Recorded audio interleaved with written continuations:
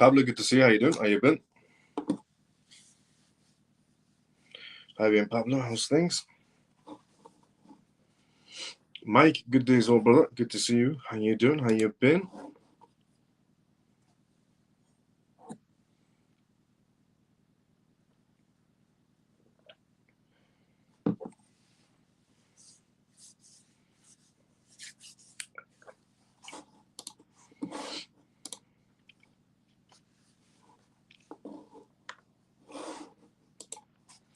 Comatose, good to see you, brother. How you doing? How you been?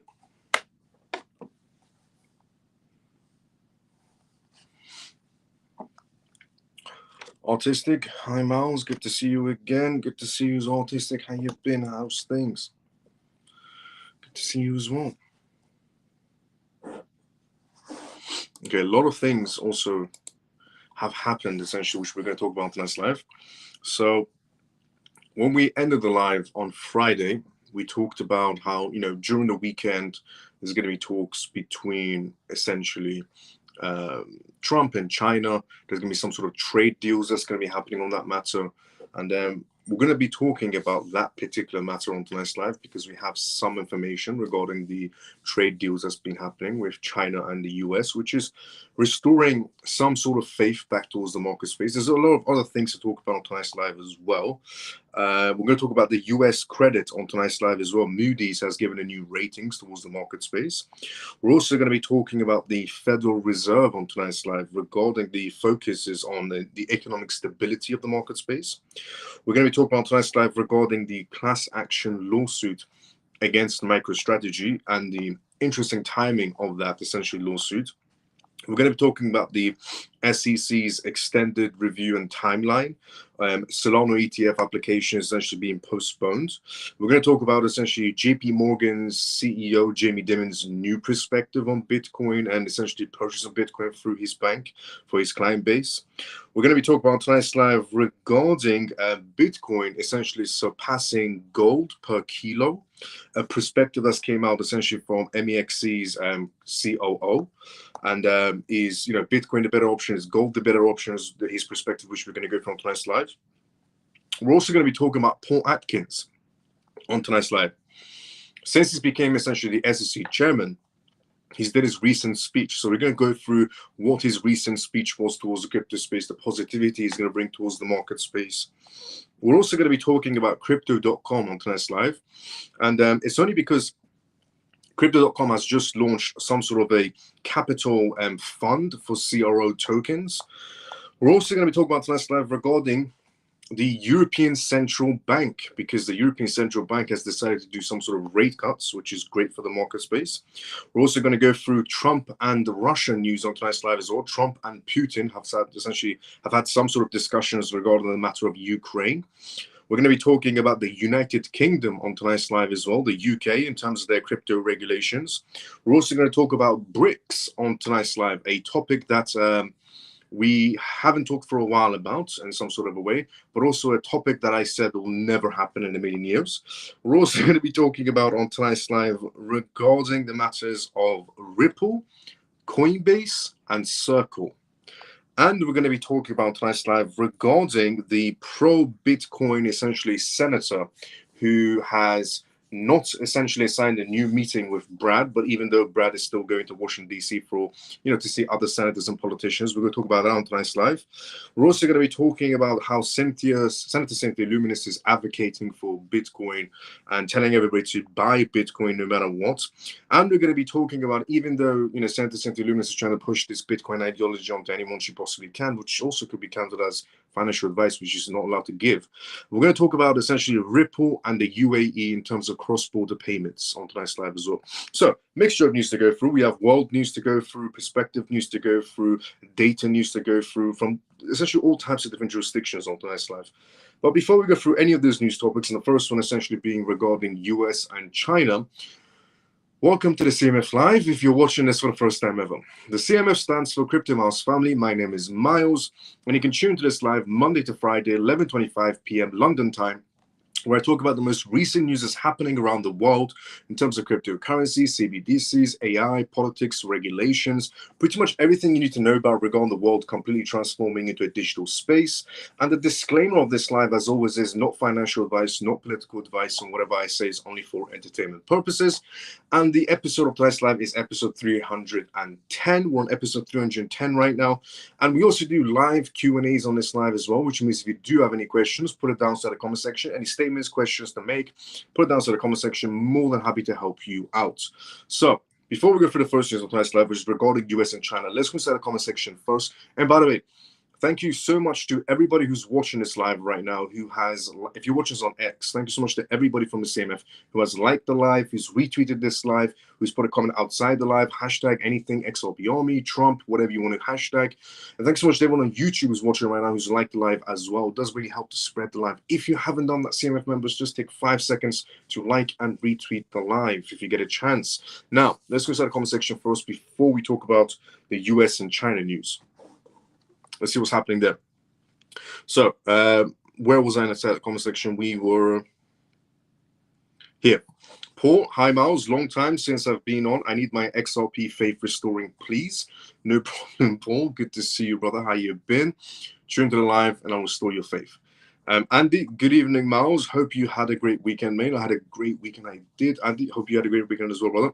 Dennis says, hi, Miles. Good to see you, Dennis. How you doing? How you been? Susie says, good evening, all. Let's go, Susie. Manny says, good evening, Miles and CMF. Good to see you as well, brother. How you doing? Good evening. Ian, good evening, Miles and family. Let's go, Ian. Good to see you as well. Funky Brother says, good evening, brother Miles and the rest of the CMF family. Good to see you as well, Funky Brother. How you doing? Stormy, hi, Miles and CMF. Good to see you as well, Stormy. How you doing? Morning, Miles and CMF. Shelly, good to see you as well, morning. How you doing? How you been? Tor, evening, Miles and CMF. Good to see you as well, Tor. How you doing? How you been? Funky Brother says, please, Miles, please tell us about what on earth is Moody's playing at downgrading the dollar. We did not see that coming. Interesting question. So regarding Moody's, Moody's is a paid organization. As much as Moody's likes to represent themselves as independent agency rating for the market space, they're paid off. I mean, we saw that from the 2008 collapse of the market space, when Moody's was essentially paid off by bankers to provide them with the ratings they needed to pretend that the market space is doing excellent, when in reality, the market essentially space, the real estate market space crashed in 2008, even though Moody's said, you know, essentially the ratings are AAA, which in fact, they weren't AAA. And now we have Moody's acting up and essentially saying, you know, rating the market down and saying essentially the US assets are not the safest place for you to be investing. At the exact same time when Trump is essentially closing billion-dollar to trillion-dollar deals with the Middle East and the US, Moody's is coming out and saying, you know, it's AA1 now, not AAA, which is an interesting play from Moody's. But they're a paid organization. They're not an independent, essentially, agency as much as they like to act like essentially they are. That's my essentially perspective on the matter regarding Moody's. It's only because they have shown their true colors back in 2008. And in my opinion, they can't be trusted as much since 2008 until forever, to be fairly honest. Because if they can be paid off once to say something and then crash an entire market space around the world, then, you know, who's to say they can't be paid off again? So their reputation went down the toilet in 2008, in my opinion. Even if I was a CMF, Joe, good to see you. How you doing? How you been? Could you look into your crystal ball? And Joe says, could you look into a crystal ball and tell us who is going to end up with USDC, Coinbase or Ripple, as they are both having discussions with USDC at the moment? It's true. So it seems like it's true, to be fairly honest. There are sources, which we're going to talk about on tonight's live as well. There are sources claiming that essentially Circle is not only trying to, you know, set itself off to Ripple, but they're also trying to, Coinbase is interested as well. So, you know, at the end of the day, it could be Coinbase who buys into essentially Circle, or it could be Ripple that buys into Circle. You know, Ripple obviously does have a larger wallet by a mile when it comes to essentially Coinbase. You could pretty much say up to a certain extent. On that matter, Ripple will probably throw in bigger numbers that Coinbase can't handle, and Coinbase have to back off. But then there's the other aspect where Coinbase essentially has control of certain amount of Circle, which they can essentially reject any offers. So essentially Coinbase could reject Coinbase's offers could reject essentially Ripple's offers because Coinbase is telling them to do that. So there's that aspect as well, where Coinbase has certain control of a circle, which means they could reject Ripple's offers. But if Ripple throws the right number, then even Coinbase might even sell. So I mean, Coinbase might agree to essentially, give it up to Ripple because of the numbers, payouts. Because Coinbase makes around 50% of revenues from essentially Circle as well. So if the numbers are right, they'll probably end up selling the Ripple as well, giving the green light, in other words. Just when we thought CME futures get listed and just when we thought CME futures getting listed, then Moody's goes and downgrades the dollar. Yeah. Don't rely on Moody's too much. I mean, take Moody's with a pinch of salt. Don't take Moody's ratings as gospel, even though essentially Wall Street does take Moody's as gospel up to a certain extent.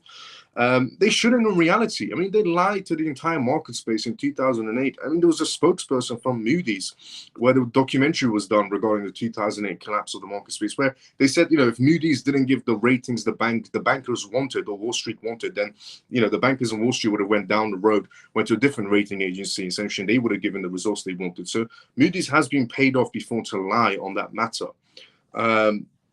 So on that basis, you shouldn't really take Moody's agency ratings as gospel. Take it as a pinch of salt. Even though some market spaces might take it as gospel, they shouldn't in reality. Moody's lied. It caused one of the biggest collapses, having a hand in one of the biggest collapses inside the market space in the past in 2008. I wouldn't take them as gospel and just brush it off. Within 48 hours, it'll be old news. Ripple will buy Coinbase on Circle. That will end the debate. Long. Yeah, it would.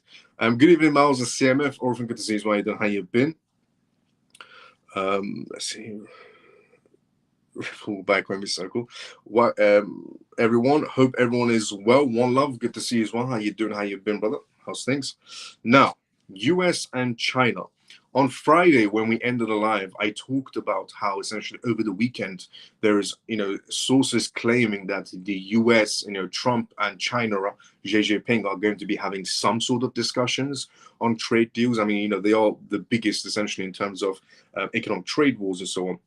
So seems like there was discussions with Trump and China, which is good to see. It's good to see that China is, coming to their senses and realizing they're not as big to compete with the US market space. So US and China agreed to major tariff reductions for the time being. US and China have reached a significant trade agreement, essentially to lower their tariffs by 115% points for the 90 days we talked about in the past. Both countries agreed to reduce their tariff setting at 30% on Chinese exports and exports to the US and 10% essentially on US exports to China. These discussions follows a period of increased trade essentially conflicts and policy essentially shifts by the US and essentially in April 2025. As a result of their agreements, immediate positive effects have observed inside the market sentiment. With a noted increase in investor confidence, Mark Johnson, financial analyst at essentially the Doe Asset Management, commented today, the recent developments suggest a step back from more extreme trade conflict scenarios. The agreement has substantial political and economic implications. It could mark a turning point in the US and China relations, impacting trade policies. This move essentially may influence global trade dynamics positively. Essentially, looking ahead, experts anticipate this agreement might lead to further negotiations between the two countries, potentially essentially setting a precedent in trade policies and realignments. Historical trends indicate easing tariffs can foster improved economic ties and broader market opportunities. Of course, that would essentially be the case.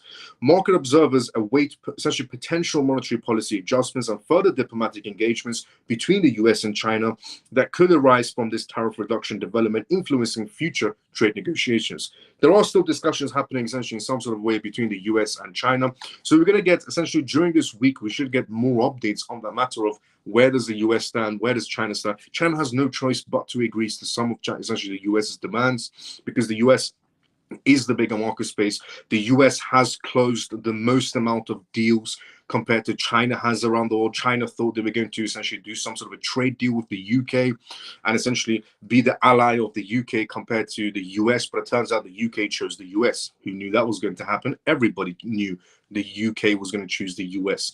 Same goes in the Middle East, same goes with Asian countries, same goes with the EU, even as much as the EU thought they were going to go head-to-head with Trump. At the end of the day, they chose to go with the US anyways because they realized that is the better option. So China has no choice but to essentially give up some of their demands and essentially finally accept Trump's demands, which would restore that faith towards market space. But anyways, let's see what happens during this essentially week with any updates we might get between Trump and Xi Jinping's meetings on the phone calls. Now, on that whole essentially Moody's topic that we just talked about, so here is essentially, if you missed it, this is what Moody's essentially said about the US economy. So US credit downgrade sparks market debates and aimed economic tensions. Kevin, the director of the National Economic Council, criticized Moody's decision today to downgrade the US rating from AAA to 2A1. On essentially May 19, 2025. Moody's ratings essentially has shifted the US credit rating from AAA to AA1, sparking essentially significant debates. Kevin, the NEC director for Trump's administration, described the action as backwards looking, pointing to the perceived essentially biography of missteps of the Biden's era as the cause of financial strains, and the US Treasury Secretary Scott Benson echoed these sentiments, attributing to the physical issues the past federal essential expenditures. So they're basically trying to say in the most simplest way that, when Biden was ruining the economy to the ground with pretty much everything, inflation was high, prices were high, egg prices, which a lot of people cared about, were extremely high, fuel prices were high, immigration was high, crime was high. Moody's was saying the US economy was booming. But now that Trump is closing deals left, right, and center, bringing manufacturing back to the US, dismantling essentially BRICS, trying to strengthen the US dollar and US Treasury bonds, the UK become the #1 essentially holder compared to China, essentially in Japan, in terms of US Treasury bonds. Moody's is coming out and saying the US economy isn't booming as everyone thought it was, but during Biden's era, apparently was. This just shows the two sides of politics, essentially. One side being extremely biased and paid off, and the other side being honest, which we rarely get to see in politics. This move by Moody's has prompted reactions from essentially Hansett, labeling it as backwards looking, and essentially maintaining that the US Treasury bonds remain essentially unrivaled in safety, while emphasizing the Trump's administration aim to reduce spending. Market reactions have been watched closely, but immediate disruptions remain minimal, with Treasury bonds essentially upholding their status as the world risk-free asset benchmark. Despite this, Kevin Hassett asserted that no country's bond essentially compares to the US's offerings, emphasizing optimism for economic growth under the Trump administration. The crypto markets remain largely essentially unmoved, with the analysts noting essentially steadiness aimed to shift. Is true. When the Moody's ratings came out, the crypto markets didn't react in negative or positive way. They just stayed kind of neutral. Essentially, he said, make no mistake, the US debt is the safest bet on earth. There is no country that I would rather have than the United States, and so Moody can do what it wants to. It's backwards looking thinking, penalizing us for all the reckless spendings of Biden's administration, said Kevin Hansen, National Economic Council Director of Trump's administration. The last major U.S. credit downgrade was back in 2011, which led to initial volatility, but eventually reinforced the U.S. Treasuries as a global safe haven, suggesting that the enduring resilience of these financial instruments, even amidst economic appreciation. So even in the past, when Moody's gave essentially a bad rating to the U.S., it's still the U.S. came out on the other side, winning, as it always does. So take this Moody's rating essentially as a pinch of salt. Don't take it as gospel. Even the Trump administration is laughing off Moody's ratings because even they know Moody's is full of BS. So let's just say in the most simplest way, going back to that 2008 calling. Now, Federal Reserve. Federal Reserve focuses on economic stability aimed concerns. So when you have Moody's essentially giving some sort of bad rating to the US, but then you have former Federal Reserve members coming out and saying, actually, the economy is doing better. So here it is. The Federal Reserve has confirmed its current stance on monetary policies aimed towards stability and aimed economic uncertainties. Former president essentially of the Federal Reserve Bank of New York, William C. Dudley, provided insights reflecting his experience with such dynamics. In statements emphasizing existing balances in the labor market and steady inflation reduction. Key developments, impact on reactions. Recent statements essentially by William C. Dudley shed light on the Federal Reserve's perception of economic health, addressing trade issues and fluctuating essentially growth rates. Dudley highlighted the positive essentially employment data and declining inflation trends. Monetary policies remains essentially strategically positioned to address all the market turbulence and trends, and trade and economic variables are mentioned to be dynamic factors influencing current assessments. Due to the Federal Reserve's essentially adaptations, while existing essentially Ethereum improvements are supported, underlying economic stability may promote essentially advancements in supporting fintech and regulatory frameworks. According to CoinMarketCap and CMC's data, Bitcoin's current price standing essentially around 105,000 essentially plus dollars, with a market cap of 2.10 essentially trillion dollars, and market dominance reaches 62.98%, with a 24-hour essentially trading volume surge of 57.59%, and recent price changes reflect a 3.55% increase over the past 7 essentially days, and a 24% rise essentially in the past 30 days. An effective monetary policy requires a nuanced understanding of today's economic challenges, William C. Dudley, chair, essentially a Bretton Woods Committee, market responses, variables shared. With investors and policymakers reacting to the trade-related uncertainties, while also employment remains strong and balanced, inflation shows consistent improvement, which is a positive indicator across markets. So as you can see, essentially from a former perspective, from a former essentially chairman of the Bank of essentially New York and essentially a former Treasury member, in his point of view, Trump is actually doing quite a good job with the US in terms of inflation reductions and towards the market stability and so on. But according to Moody's ratings, the US isn't doing great. The Federal Reserve, essentially, the Federal Reserve's policies have historically influenced the cryptocurrencies market essentially significantly, especially during times of economic uncertainty.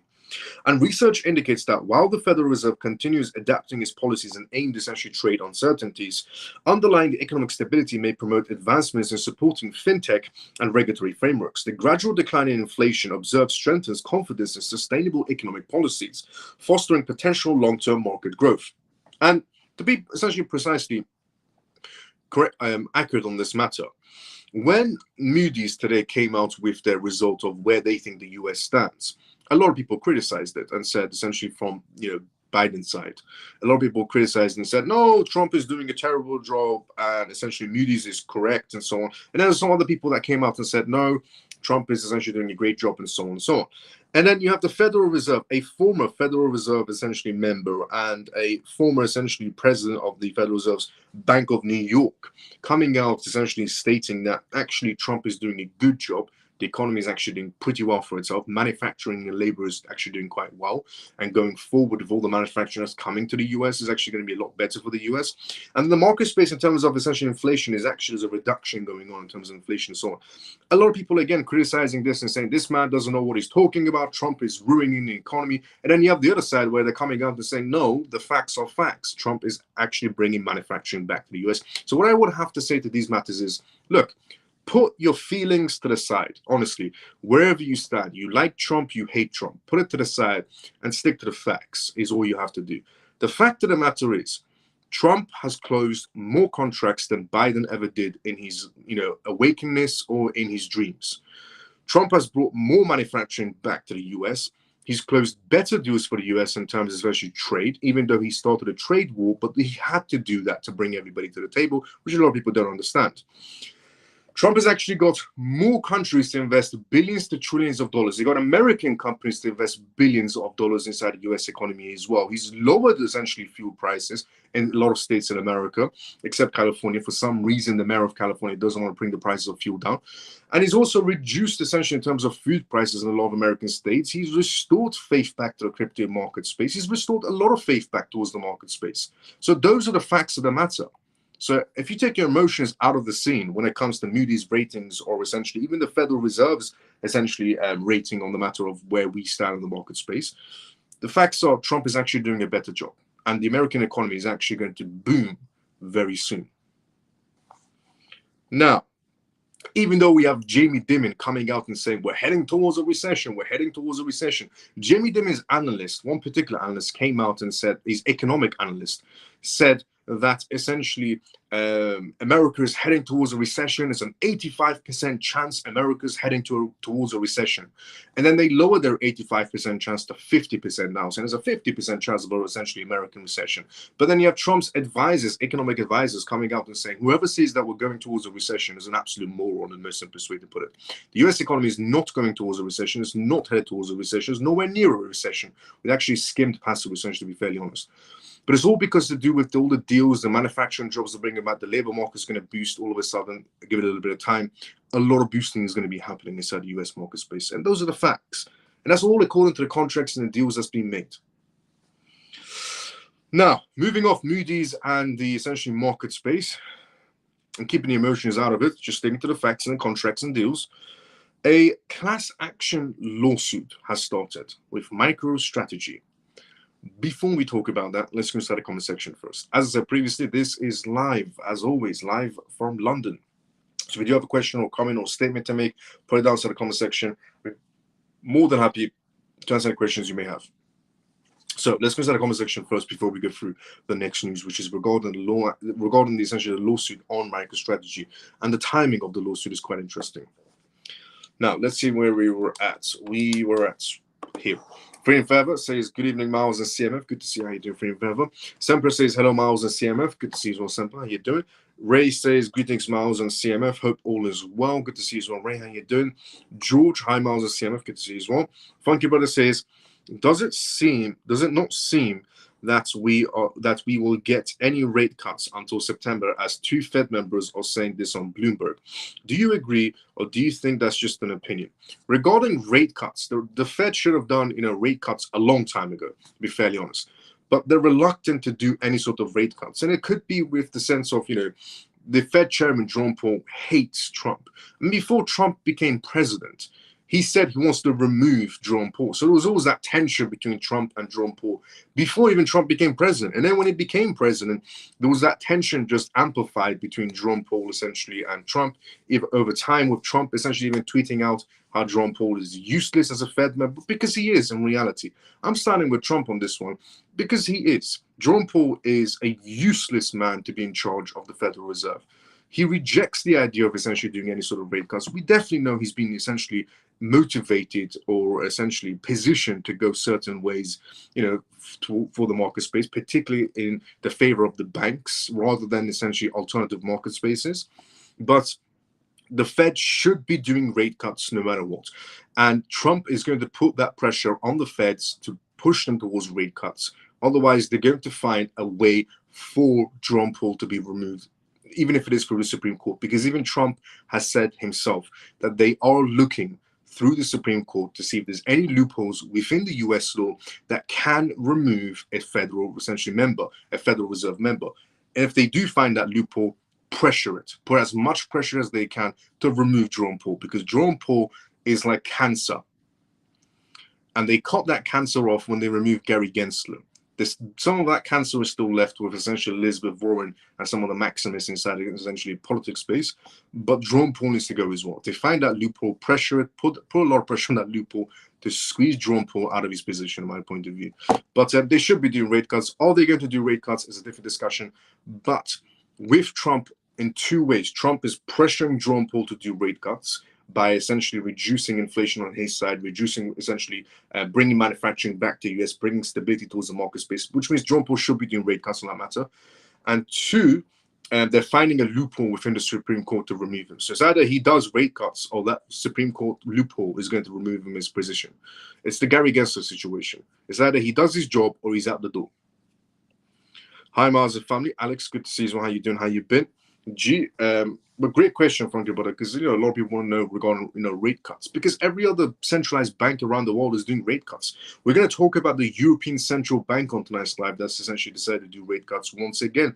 Canadian banks have done rate cuts. The Bank of England has done rate cuts. Singapore's bank has done rate cuts. Japan's done rate cuts. South Korea's done rate cuts. Vietnam has done rate cuts. Every centralized bank around the world has pretty much done rate cuts because they're seeing some sort of market faith restoring, slowly coming back. And the US is actually doing quite well for itself under Trump's administration. A lot of people say, no, it isn't, because Trump has created this trade tariff battle. Yes, but the trade tariff battle closed a lot of deals, brought a lot of money back, started a lot of manufacturing, essentially processes happening. So in that sense, it's actually going to do better in the long term. But again, Jerome Powell refuses to do rate cuts. So it's either he does his job or the Supreme Court loophole is going to kick him out. And we know for a fact when Trump says something, he's going to do it. He's the only president in history I've ever seen in my entire lifetime as a leader of a country. He says it, he does it. It never happens in politics. In politics, you always get a prime minister or a president or a senator who says, I will do this, I will do that, and they never do anything on the list of things they said they were going to do when they get voted in. And when it's coming up to the end of their term, they'll do one or two things on their list just to say, I did it. But Trump is the only man I've ever seen that, if he says it, he does it. There's no, I'll do some of my list. Trump is doing all of his list. So if he says he'll remove him with some sort of Supreme Court power, believe so he will. And Australia has done rate cuts as well. Thank you, Shelly, for that. Hi, Miles, the CMF. Richard, good to see you as well. How you doing? How you been? So, but great question. Thank you, brother. Alex, good to see you as well. How you doing? How you been? Now, MicroStrategy is being sued because apparently a shareholder of MicroStrategy has came out and said that in some sort of a way, Michael Saylor is lying to its shareholders on his Bitcoin acquisitions, on his profits, on his purchasing, on his next footsteps, and that the shareholders are worried in MicroStrategy of what his next footsteps are going to be for this company. Turns out that the shareholders might not want MicroStrategy to become a Bitcoin-focused company. But one thing is interesting. A day or two before this class action lawsuit started, essentially for MicroStrategy, a day or two before, there was a short that was put on MicroStrategy for roughly $200 million. A particular investor put $200 million, roughly $200 million short on MicroStrategy, and then longed Bitcoin on the other side. And then you have this law action, essentially this lawsuit coming. The timing is interesting. Someone puts roughly, a ridiculous amount of money on shorting MicroStrategy, MSTR stocks. And on the other side, essentially, MicroStrategy gets a lawsuit out of nowhere from one of his particular shareholders. It almost seems like to me that someone wants to be paid out on their short.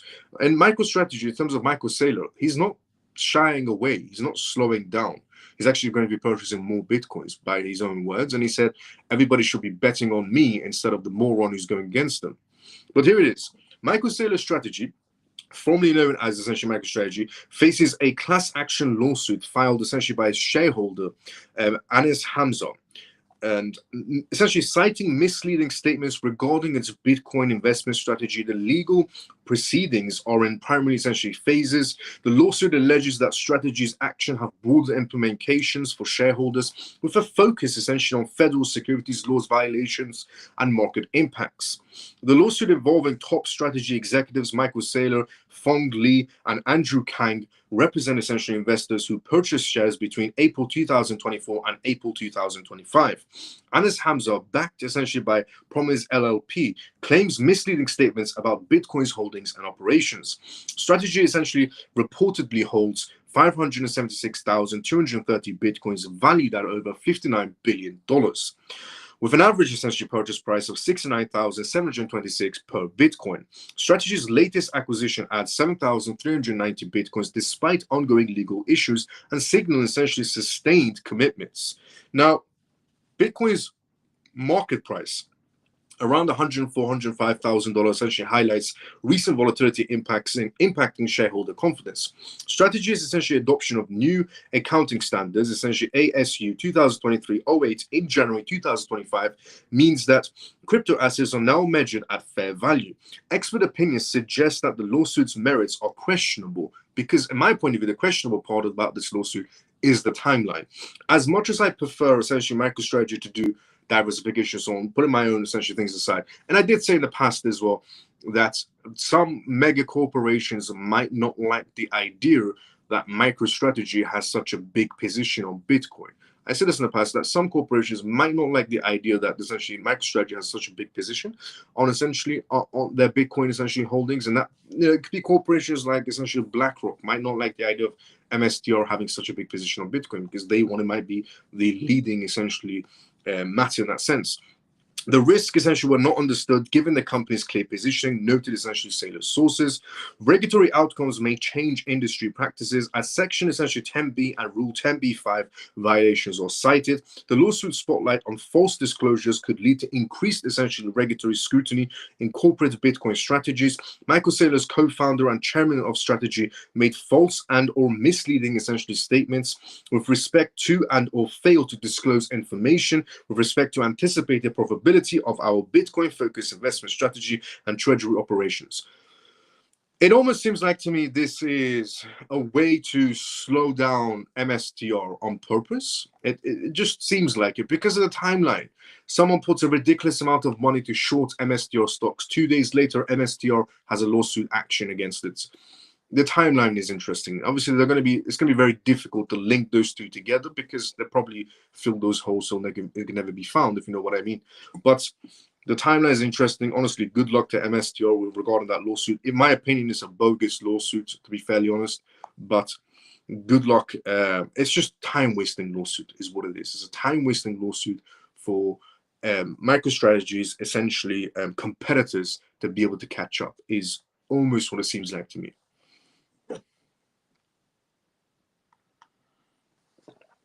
I've said in the past that essentially I hope one day essentially MSTR diversifies their portfolio, but let's just see what happens. Now, what we're going to be talking about next, moving on from the lawsuit from MSTR to, as much as he is a very Bitcoin maxi person, MicroStrategy, as much as he is a Bitcoin maxi person, he still doesn't deserve these bogus lawsuits against him. Nobody does. No company deserves bogus lawsuits against them. Now, SEC essentially extended reviews and timelines for Solana ETF applications. So the SEC rejected, essentially, not rejected, but extended another essentially ETF applicant. So here it is. This delay signals continued caution by the SEC, affecting essentially Solana's market activity and altering short-term investment strategies. The SEC has opted to extend the regulatory timeline for Solana ETF applications from firms like Grayscale, 21 Shares, and Bitwise. The decision impacts current investment expectations and strategies. Historically, the SEC essentially has maintained a cautious approach to cryptocurrency ETFs and impacting various altcoins essentially beyond Bitcoin and Ethereum. Now, John Doe, analyst Crypto Insights, says the SEC's delay on Solana ETF applications reflects a continued essentially cautious approach towards cryptocurrencies, particularly assets beyond Bitcoin and Ethereum. The market responded with unexpected resilience, showing essentially by the 5% rise in Solana's price. Meanwhile, prediction markets reflected a slight drop in confidence, later recovering the postponed essentially promise of investors to explore other ways to engage with Solana's networks through its wallets and dApps. Now, financially, the delay fuels investor caution. Altcoins like Litecoin and Dogecoin, which also have ETF applications going on. And the SEC's track essentially record shows similar restraints and deliberations, stretching it into 2025. This essentially regulatory delay keeps market participants on a tether hooks regarding the eventual approval of cryptocurrency ETFs. Informed by past patterns, the SEC's decision continues its cautious stance on non-Bitcoin and Ethereum crypto ETFs. The regulatory environment now likely essentially pushes significant crypto ETFs and decisions to late 2025, affecting essentially market forecasts and center essentially investments. I think particularly the SEC wants to get rid of all of its lawsuits before they move on to ETFs. I don't think the SEC wants any sort of lawsuits, essentially with crypto companies, the legitimate crypto companies. Obviously, the fraudulent, crypto lawsuits will continue. Nobody cares about those. But the legitimate ones, I think the SEC just wants to put to bed every legitimate crypto case that was started by Gary Gensler, put that to bed, start working on those regulations to move forward, and then essentially be approving on the sidelines the ETF applications. I do also believe that the Ripple case coming to that ending that we finally deserve is going to give it that green light very quickly straight after that essentially lawsuit for XRP ETF to be happening, because, I mean, the SEC doesn't need time to, understand what XRP and Ripple is before they approve an ETF. I mean, the case went on for so long. They know the ins and outs of Ripple and XRP Ledger by now. They should be by now. So I think after that lawsuit, I don't think the SEC, after the lawsuit is fully ended, I don't think the SEC needs time to go through of why they should be accepting XRP ETF, because they need to understand it better. Because I think out of every crypto project, the SEC has the best understanding of XRP Ledger, without doubt, because of how long that lawsuit stretched itself. So that's also a good news on that matter, because they don't need to look into it. They should be just approving it after the case.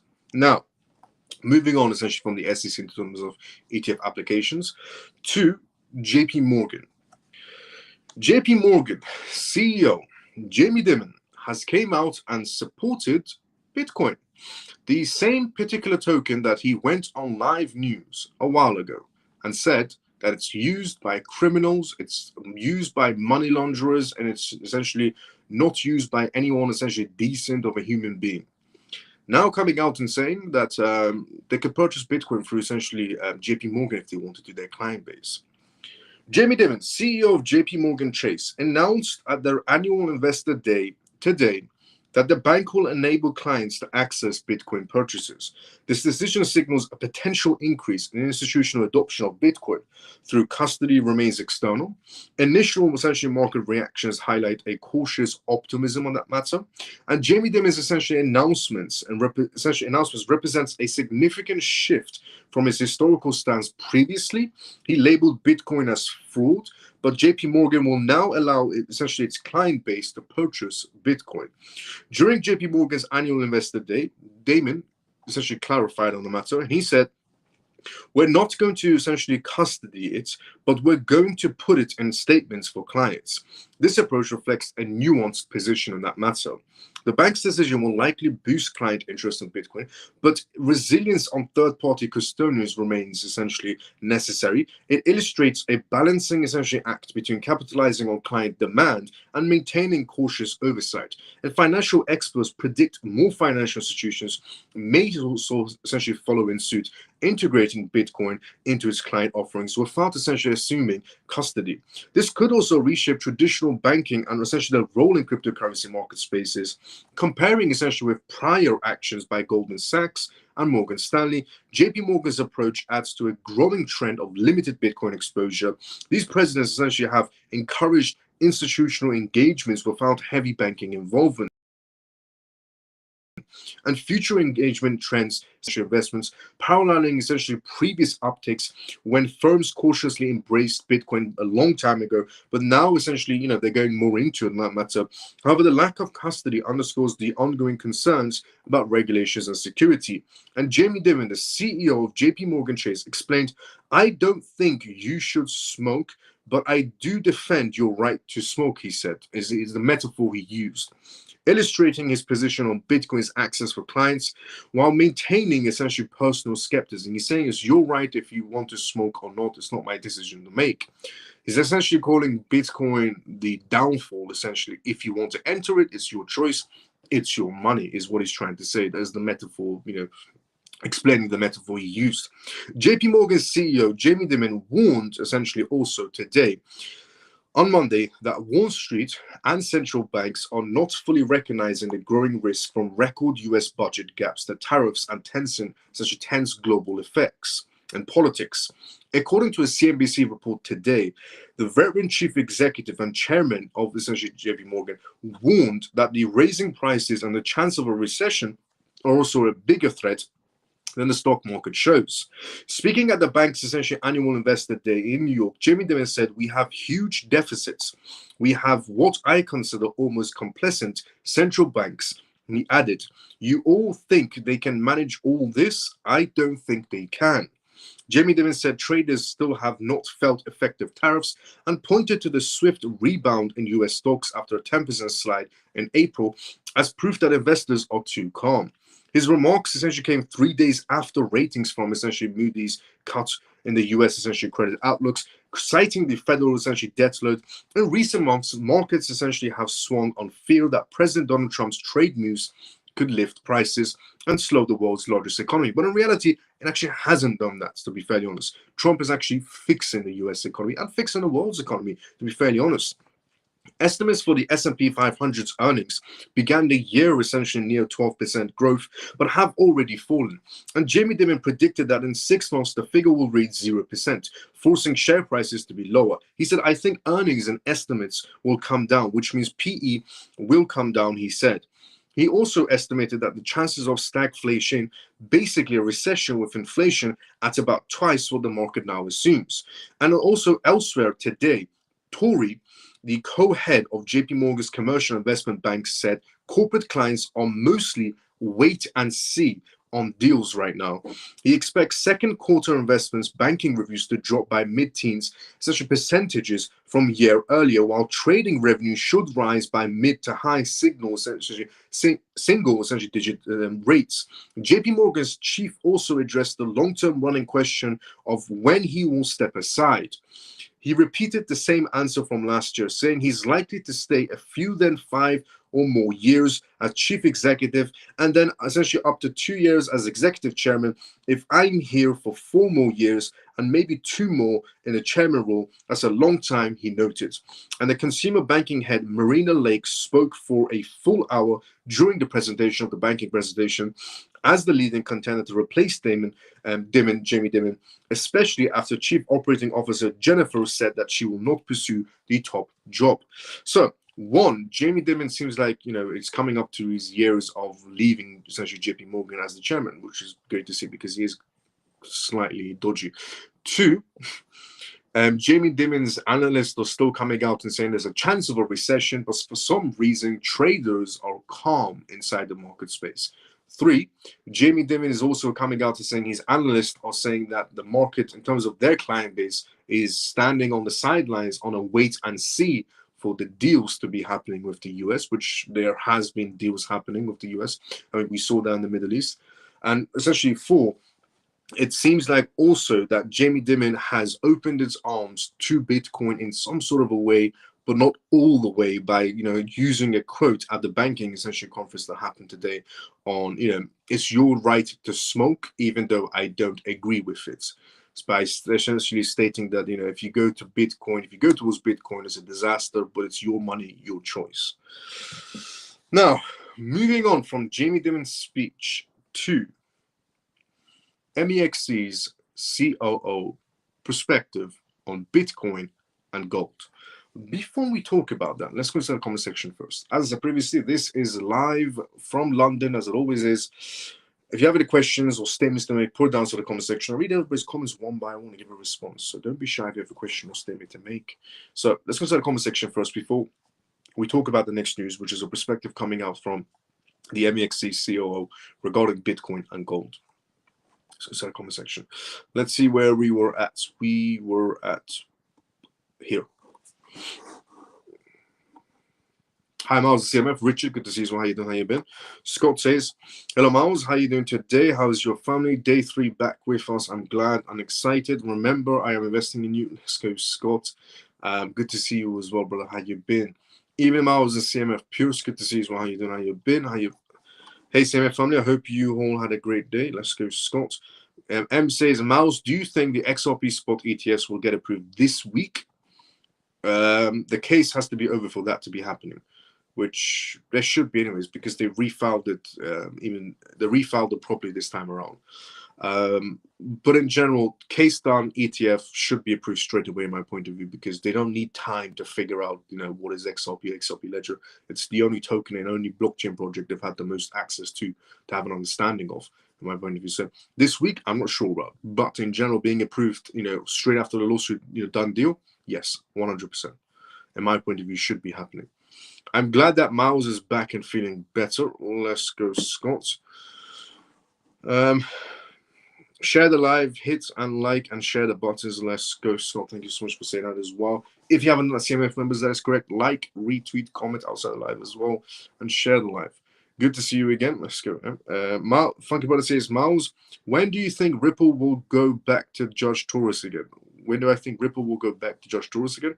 Well, they filed it in correctly for that to be happening. And all that is because of the way Gary Gensler left it. Gary Gensler decided to appeal the case last second, and then essentially coming up to January 20th when he decided to leave the SEC before Trump threw him out the window. And on that matter, because of what Gary Gensler did last second, even Brad at that time and Ripple's essentially CTO and CLO said that, what was the point of Gary Gensler appealing the case last second? But that appeal is what essentially made this lawsuit refiling happen. XRP, XLM, H4, ADA, Algo, let's go, Scott. But Funky Brother, it will go back. The refiling has already been done. So there should be on those stages of that announcement coming out. Q3 is what I've always said it. Q1, Q2 is always said. Hi, Miles and family. Golden Dragon, good to see you. How you been? Let's go, Miles. Let's go, Scott. Miles, what is your opinion on the following cryptos? Algo, XLM, TON, TAI, ICE, HOTS, Beam, Renzo, and ACH. What's my opinion on this? Algo, good. I'll give you some. Algo, good. XLM, good. TON, good. TAI, in the middle, good and 50-50. ICE, I don't know what their contracts are, to be fairly honest. HOT, good. Beam, good in the gaming era. Renzo, I don't know where they stand in terms of contracts and essential regulations and licensings. ACH, great. When will we see the XRP lawsuit end? 3 months? In 3 months? No. We will not be seeing the Ripple lawsuit end in 3 months. It shouldn't take months, to be fairly honest. Weeks at best. What part of the year do you think alt season will happen if it happens?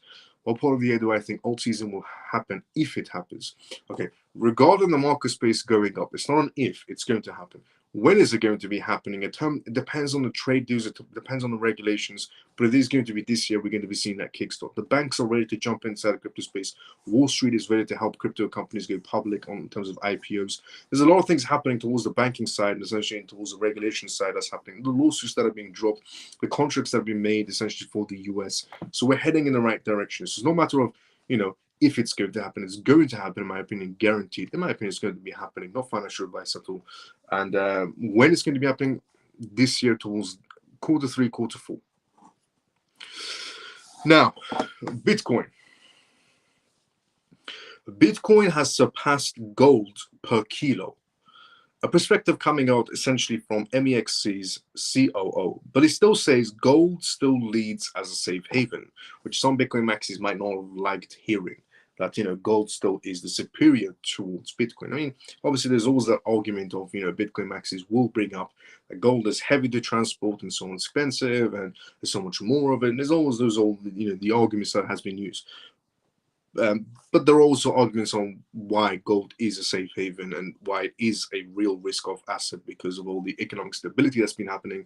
And gold has held its price while the crypto markets went up and down.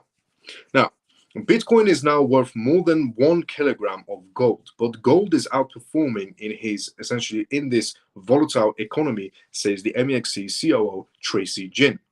Bitcoin essentially is worth more than 1 kilogram of gold, but many investors still favor the latter. Today, MEXC COO Tracy Jin shared her insights about Bitcoin's essentially relative performance, essentially with an interview in the cryptocurrency space. Now, Jin essentially pointed out that Bitcoin traded above roughly $106,000, which is worth more than 1 kilogram of gold. The biggest crypto asset reached a daily high of roughly about 107, getting close to $107,000. However, she added that the volatile macroeconomic events still favor gold, even though essentially Bitcoin is reaching high price points. Since the beginning of 2025, gold has risen by 23%, outpacing Bitcoin 12% gain. This divergence essentially highlights that in times of heightened is a key word, uncertainty, institutional capital continues to favor traditional safe haven assets. Gold remains the preferred hedge, at least for now, says Tracy. Still, gold's strong performance could be good for Bitcoin. This is because the current macroeconomic imbalances favor assets that are seen as safe havens. What is more, Bitcoin has more space to grow, Jin points out. Despite gold's relatively strong performance, Jin believes that Bitcoin is in a good position to grow further from where it's standing now. And compared to traditional markets, Bitcoin has shown resilience, and investors are increasingly starting to view it as a safe haven. Bitcoin, however, is still essentially showing resilience. This asset has essentially posted 6 consecutive weeks of growth, closing near $106,500. The $105,800 level is a key essential resistance zone. A confirmed breakout could essentially open the way towards $109,000 per Bitcoin, with optimistic projections reaching $130,000 in Q3 and potentially $150,000 by the year end. Long term, there's still significant potential for growth, especially if investors essentially start using Bitcoin as a safe haven and a hedge against inflation. For instance, Jin essentially pointed out that Bitcoin's market cap is still well below gold's at $2 trillion compared to $21 trillion, which is all true in that sense. In terms of Bitcoin essentially being seen as a safe haven or a risk-off asset, we've seen that in the past. It does, struggle to react. And as I said, the key word that essentially this COO of MEXC Exchange used was heightened uncertainty. When there is heightened uncertainty inside the market space, as much as Bitcoin maxis, want to hear that gold is the ultimate safe haven, but the facts are the facts. When there is heightened uncertainty, Bitcoin struggles to be seen as a safe haven. Whereas when there's heightened uncertainty inside the market space, it could be war scenarios, it could be geopolitical events. Gold is seen as a safe haven because it's a real risk-off asset, and it actually, it does show that in valuation in terms of chart as well. Whereas in heightened uncertainty, Bitcoin does the opposite. It doesn't react like a risk-off asset. It reacts like a risk-on asset instead. But those are the facts. And so there was truth to the statement essentially the COO essentially of MEXC Exchange made. Now, putting that to one side, Paul Atkins. Crypto markets have been, essentially slowed in the SEC limbo. So we have a speech from essentially Paul Atkins, the new SEC chairman, his recent speech of what's going on with the crypto market space and the SEC, which a lot of people want to know. So in one of his first speeches ever, Paul Atkins, the SEC chairman, essentially addressed the regulatory concerns around cryptocurrency industries. He prepared his remarks for a speech today, and Atkins said it was a new day for the crypto industry under current leadership of the SEC. He suggested that the financial regulator would essentially be more open to adapt to and accommodate new developments while still abiding by its statutes. The crypto markets have been essentially staggered in SEC limbo for years, said Atkins, adding, while I have directed commission staff essentially across our policy divisions to begin drafting rules and proposals related to crypto, the staff continue to clear the brush through staff level statements. Even before essentially Atkins stepped into the role of the SEC, the Commission's actions under Donald Trump suggested that it would radically depart from the directions of former Chairman Gary Gensler. In 2025, the SEC has dropped several investigations and enforcement actions against crypto companies and issued guidance essentially on meme coins and security tokens. As I begin my tenure as a chairman of the SEC, I can tell you that we are getting back to our roots of promoting rather than stifling innovation, said Atkins. The market's innovative, and the SEC should not be in the business of telling them to stand still.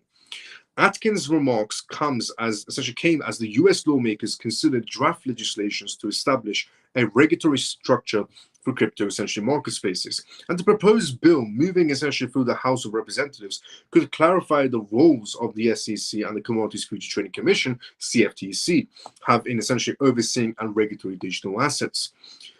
Until the legislation essentially passes Congress and essentially is signed into law, the SEC's rules and guidance over essentially the crypto could face pushback from affected parties. The SEC chair has given opening remarks and overseen the Commission's roundtable events discussing regulatory issues surrounding digital assets and blockchain. And the next event, scheduled for June 9th, will cover decentralized finance.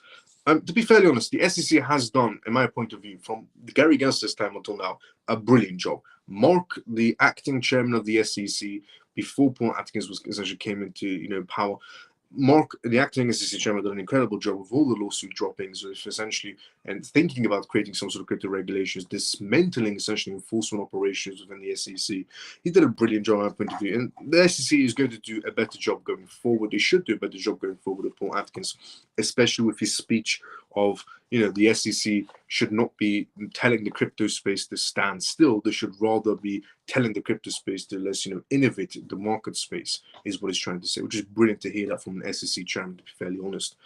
But in general, the SEC chairman Paul Atkins coming out, giving this very positive speech towards the crypto space, telling them we're going towards regulations, we're doing more crypto roundtables, and we're telling the crypto space we should be innovative rather than stand still, which is all the things we want to hear. Now, moving on from that to Crypto.com. Now, we haven't talked about Crypto.com for a while, and Crypto.com has been in and out of the news with all the licenses they're getting, and the MiCA regulations, and also the UAE licensing, the Middle Eastern licenses, the Singaporean licenses under the Monetary Authority of Singapore. So there's a lot of licensing happening for essentially for Crypto.com. But this particular news isn't a license news for Crypto.com. It's more of a interesting news for Crypto.com. So a long time ago inside the crypto space, there was a lot of people inside of a token called CRO, which is Crypto.com's token. And for the longest time, it felt like CRO just fell off the face of the planet.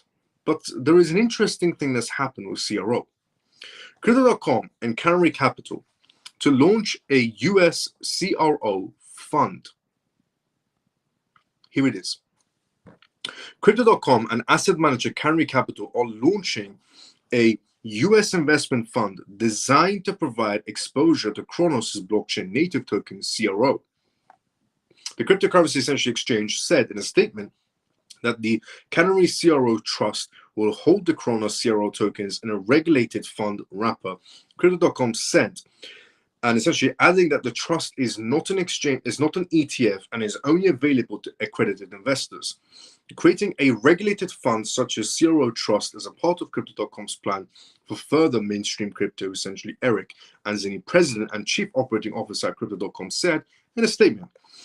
In March, the crypto exchange partnered with essentially Trump Media and Technology Group, and a company affiliated with US President Donald Trump, to launch essentially a series of Trump-branded ETFs, including one holding CRO. The Trump Media ETFs are still awaiting approval with the essentially US Securities Exchange Commission, SEC, which has not yet authorized the CRO essentially ETFs for US trading, Crypto.com said. Kronos is a layer 1 blockchain network affiliated with Crypto.com. The chain is designed to integrate with Ethereum and Cosmos' ecosystem and support decentralized finance applications, non-fungible tokens, NFTs in other words, and other Web3 applications. The chain has a total of value locked off TVL of essentially nearly $440 million, according to data from essentially DeFi Llama. Its most popular application is essentially the VVS Finance, a DeFi platform for token swaps and yield farming, and CRO token has a market capitalization of roughly $880 million as of May 19th, according to essentially the Cointelegraph's market data. Since Trump took office in January, he has signaled essentially a much more crypto-friendly approach to regulations and promoting asset managers essentially to seek to list roughly 70 new crypto ETFs.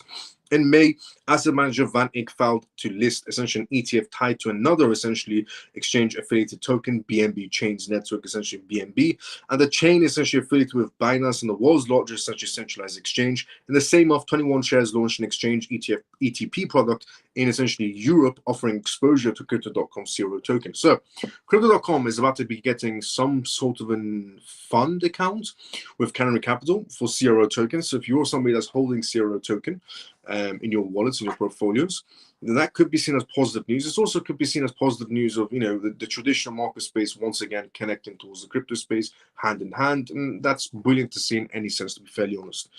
But yeah, if you're somebody that's holding essentially CRO token, that's good news for you.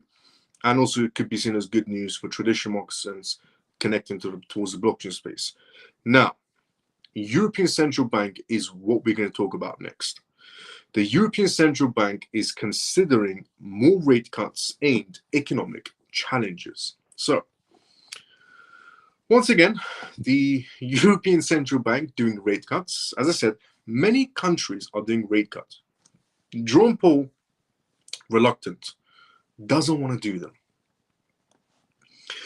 The European Central Bank signaled possible further interest rate cuts during recent discussions as it grapples with economic challenges in the Eurozone.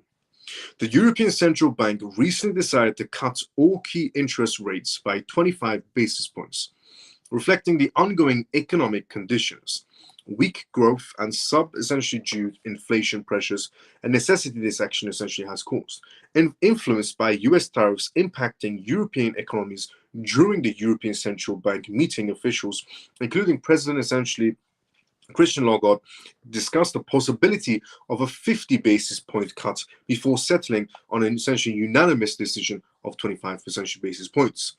Christian Lagarde, President, European Central Bank, the option of a larger 50 basis point cut had been debated, but a decision essentially to cut by 25 basis points was unanimously agreed upon, she said.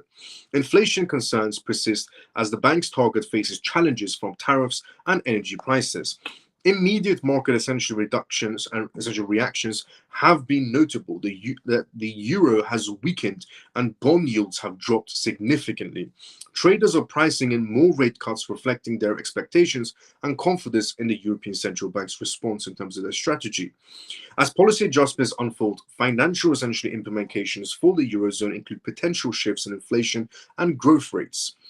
And also, amidst essentially the challenging economic landscapes and amidst the cautious optimism and the policy adjustments unfold, financial implications for the Eurozone include potential shifts in inflation and growth rates. Now, Lagarde has voiced concerns about potential essential economic contractions due to tariffs and energy price fluctuations, and aimed at cautious essential optimism. The European Central Bank focuses on supporting growth amidst the challenging economic landscapes, and historical precedents suggest a potential continuation of rate adjustments, with market participants currently pricing in at least 2 more cuts by the end of 2025 by the European Central Bank, and the policy trajectory maintains a market suspense given inflation risk and economic uncertainties. With its long-standing commitment to economic stabilization, the European Central Bank's forthcoming actions remain pivotal in navigating the current Eurozone landscape. So, European Central Bank going to be doing more rate cuts. They're going to also do a lot more rate cuts, 2 more at least by the end of the year.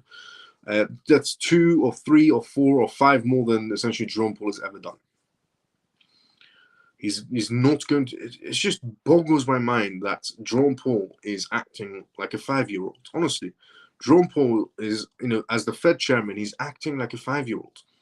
He's a grown man who's acting like a 5-year-old against Trump, who's just reluctant to do rate cuts. Honestly, I hope that the Supreme Court, with Trump's administration, find a loophole to kick out Jerome Powell from his position, because that man should not be in charge of the Federal Reserve by a long shot, because he's acting like a child instead of acting like an adult.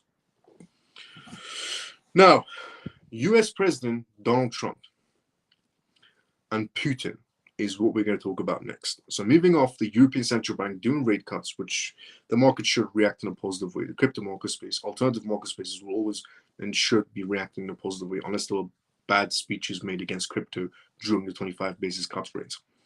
Other than that, they should be reacting in a positive way. Now, Trump-Putin ceasefire talks, immediate action on Ukraine conflicts. So, apparently Trump and Vladimir Putin are having discussions again regarding a ceasefire on Ukraine. Here it is. US President Donald Trump and Russian President Vladimir Putin have agreed to enter immediate ceasefire negotiations between Russia and Ukraine, following a key phone call essentially that happened today, as confirmed by Blockbeat's news. Now, this move essentially marks a significant diplomatic initiative aimed at ongoing essentially tensions with potential short-term effects on cryptocurrency markets and broader essentially geopolitical strategies, official reports say. Following the phone call such a conversation between President essentially Donald Trump and Vladimir Putin, both leaders agreed to commence immediate ceasefire negotiations involving Russia and Ukraine, and US engagements is emphasized through this direct diplomatic effect. The unexpected announcement has received mixed responses. Ukrainian President essentially Zelensky responded cautiously, highlighting Ukraine's active role in negotiations. Trump's move reflects efforts to reduce essentially regional tensions with the involvement of the US Secretary such as State Marco Rubio in the dialogues. This is not a game where only Putin dictates the rules, official government communication said. And the last Trump and Putin ceasefire back in essentially March 2025 led to a temporary dip in European stocks, by the way, and reflecting concerns over energy pipelines and trade routes. Just to put it in perspective, the faster essentially Putin calms down, Zelensky has no choice but to calm down. But the faster the Russian situation ends, the cheaper the prices will become in the EU and the UK in terms of fuel prices, because they no longer have to buy it from essentially India, which essentially gets the oil from Russia.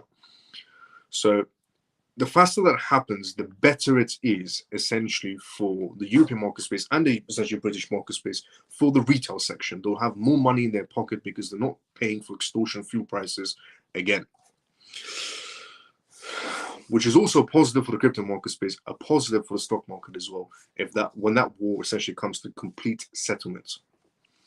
But Putin will calm down, and Zelensky has no choice but to calm down because he's a nobody. Now, UK too essentially require full customer data on every crypto trade starting 2026. So we talked about the British essentially talking about how cryptocurrency market space is regulations, taxation, and so on and so on. And when it comes to taxation, a lot of people have a lot of questions inside the crypto space. How much tax am I supposed to be paying? When am I supposed to be reporting myself if I'm buying cryptocurrencies, and so on and so on. And what the British have stated is par on par similar to what other essential jurisdictions around the world have said. So this is what essentially has been said. And we've talked about regarding the British in terms of essentially, reporting on your cryptocurrencies by 2026. It seems like they're doubling down on that matter. The UK crypto firms will be required to collect and report full customer data on every trade and transfer beginning January 1st, 2026. January 1st, 2026, every single crypto exchange company apparently has to abide by British laws and reveal their user base in terms of British citizens who are buying cryptocurrencies, who are trading on cryptocurrencies, making a profit on cryptocurrencies. Every one of these essentially British firms have to every one of these crypto firms have to abide by British laws. If they don't, then they have to leave the country. Now, this is a doubling down situation, but it isn't set in stone yet. The measures were essentially outlined by HM Revenue and Customs, HMRC, and will apply to every crypto transaction regardless of the size. So it could be a very, minuscule purchase of £10 worth of cryptocurrencies, or it could be a ridiculous amount, essentially, of ten thousands of hundreds of millions of dollars worth of cryptocurrencies. The companies must gather and report a user's full name, home address, tax identification number, the crypto assets used, and the transaction amount. Entities such as trust charities and companies will also fall under the new reporting requirements. So even if they're a charity, they have to report essentially their user base. Firms that fail to comply or file inaccurate data face penalties of up to £300. Essentially per user, which is roughly about $398, which we talked about regarding the £300 fine before. Authorities urge crypto businesses to begin collecting data immediately to prepare for the upcoming enforcements. The rule is a part of the UK's implementation of the OECD's essentially crypto asset reporting framework, the CARF, aimed at tightening global essentially oversight of digital asset transactions and curbing tax essentially evasion. This is about building a clear and enforceable tax regime for digital assets. The government said, adding that further compliance guidance will be issued in due course. The move reflects the UK's push to regulate crypto more tightly while attempting to balance industry growth with consumer protection. The country's essentially financial watchdog plans to essentially block consumers from buying cryptocurrencies using credit cards as a part of a broader effort to tighten oversight of digital assets and limit financial risk for retail investors. So, if you're a person from the retail section in the essentially British economy in the United Kingdom, credit card buying cryptocurrencies is going to be old news. It's not going to be allowed anymore using credit cards to buy cryptocurrencies because they want to curb the risk of the retail section.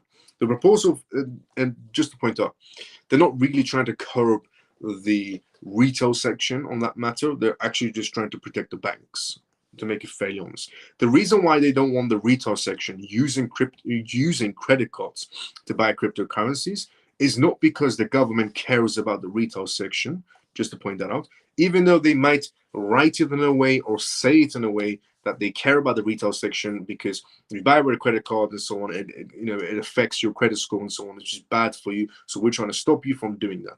What they're actually trying to do is protect the banks, because when people use credit cards to buy crypto assets, sometimes they don't tend to pay that loan off. And it could be a ridiculous essential amount of credit card debts, which they use to buy cryptocurrencies with, which they don't want to sell their positions. And when the bank comes looking for their money, the user doesn't have it and pretends that they might have lost their crypto wallet and they can't afford to pay the bank back. So in a sense, when governments say, we're trying to protect the retail section from, losses, they're actually just trying to protect the banks. They couldn't care less about you. They care about the banks. The proposal follows new draft because if a lot of people, aren't capable of paying off their debts on credit cards and so on, old loans that they use to buy cryptocurrencies, the bank is going to take millions to billions of dollars in L's, and they can't afford that. So they're not protecting the retail section; they're actually just protecting the banks in that sense. The proposal follows new draft laws introduced this week that would bring crypto exchanges and issuers and service providers under the same regulatory framework as traditional financial institutions. The regulator essentially is also looking into rules that would govern crypto lending and borrowing, including credit checks and investor knowledge essential assessments. The FCA, the Financial Conduct Authority in the UK, has highlighted risks like lack of collateral, poor transparency, and limited understanding among consumers as key concerns in the leading space. In late April, Chancellor Rachel Reeves introduced a draft bill that will bring crypto exchanges, custodians, and broker-dealers under the country's regulatory scope, targeting fraud and scam activity. Britain is open for business, but closed to fraud, abuse, and instability, Rachel Reeves said at the time, which is interesting because the current party we have in the UK is actually very open to fraud, abuse, and instability, but they pretend they're not. Crypto adoption in the UK is rising essentially. A 2024 Financial Conduct Authority survey showed 12% of UK essentially adults now holding crypto, up from just 4% in 2021. The UK's crypto tax plan essentially diverged from the European Union's MiCA, Markets and Crypto Asset Regulations, which took essentially effect last year, while MiCA essentially imposes caps and registrations and requirements for stablecoins and issuers. The UK will allow foreign stablecoin operators without mandatory registrations and place no limits on volumes. So the UK government is going to be telling every crypto exchange on planet Earth that operates and gives access to British citizens, if you have British citizen clients, you have to give up their details on how much crypto they've purchased, how much crypto they've transferred, how much profit they made, and so on and so on.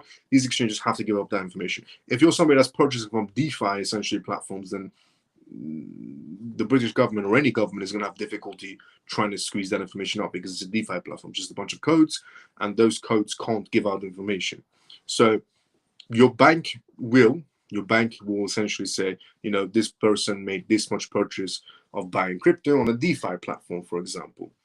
That could obviously happen, but other way around, they can't. The DeFi platform can't sing like a bird. Let's just say. Now, BRICS is what we're going to talk about next, and that isn't go towards DeFi platforms, a placard to go towards DeFi platforms to curb certain taxations. That's not what I was trying to say in any sort of way. I was just saying the British government or any government is going to have difficulty getting tax information from DeFi platforms compared to crypto exchanges. Just want to rectify that. Now, BRICS BRICS rift grows as India refuses de-dollarization. You know, this was a funny one because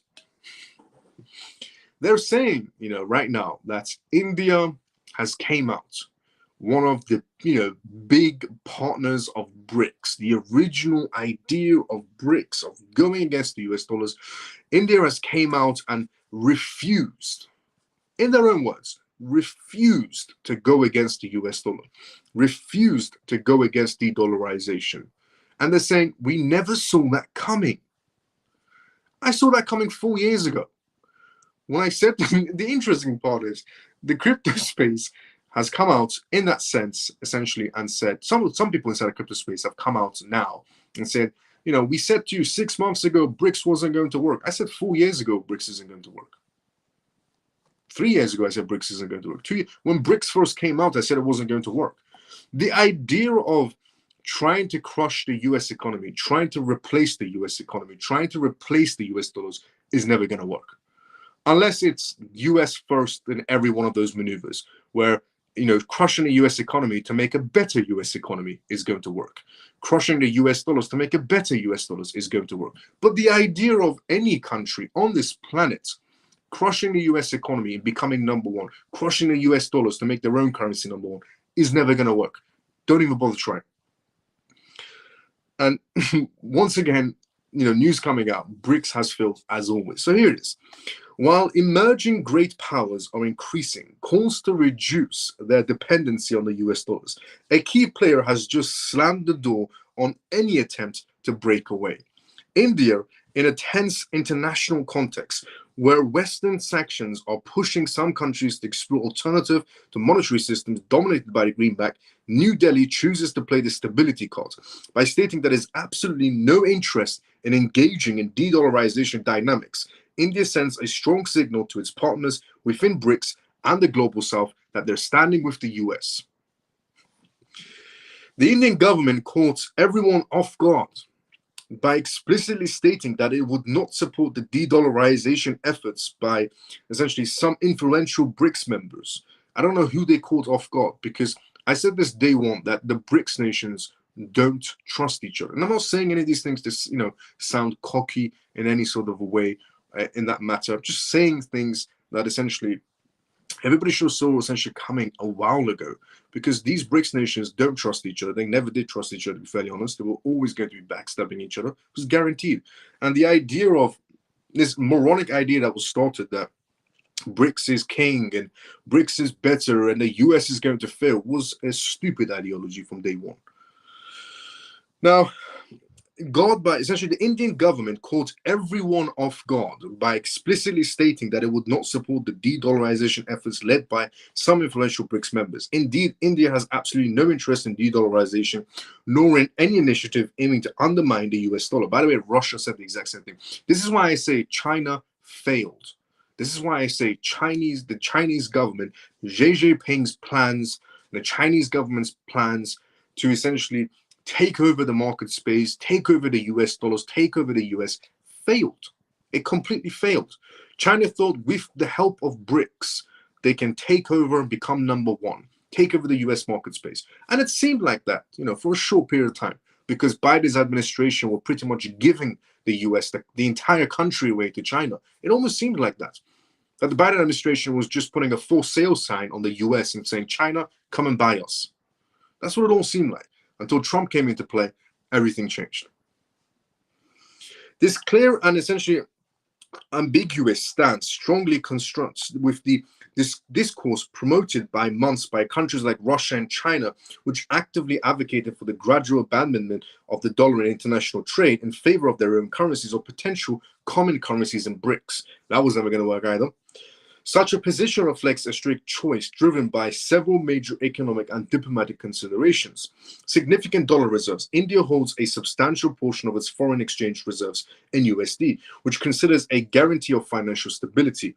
Trade relations with the United States. Economic ties with Washington are crucial for New Delhi, especially essentially in the tech, energy, and defense sectors. Concerns for macroeconomic essentially stability. India's authorities feel that the shift to an alternative system would cause monetary instability volatility that's difficult to control. No immediate benefits, essentially, unlike sanctioned Russia or China seeking leadership. India has no direct gain from breaking away from the dollar-based system. They don't want to break away from the dollar-based system at all. At all. This categorical, essentially, refusal thus highlights India's desire to maintain a financial trajectory independent of geopolitical tensions between blocs, even with the reliance of BRICS. While India reinforces its support for the dollar homology, other BRICS members, particularly Russia and China, relentlessly pursue efforts to bypass Western monetary sanctions and channels. The dollarization process is gaining momentum. It isn't in any sort of way. This stance fits within a dynamic, essentially, initiative after economic sanctions imposed on Russia, which has since strengthened its essentially partnership with countries willing to trade in rubles, yuan, or essentially the alternative systems to SWIFT.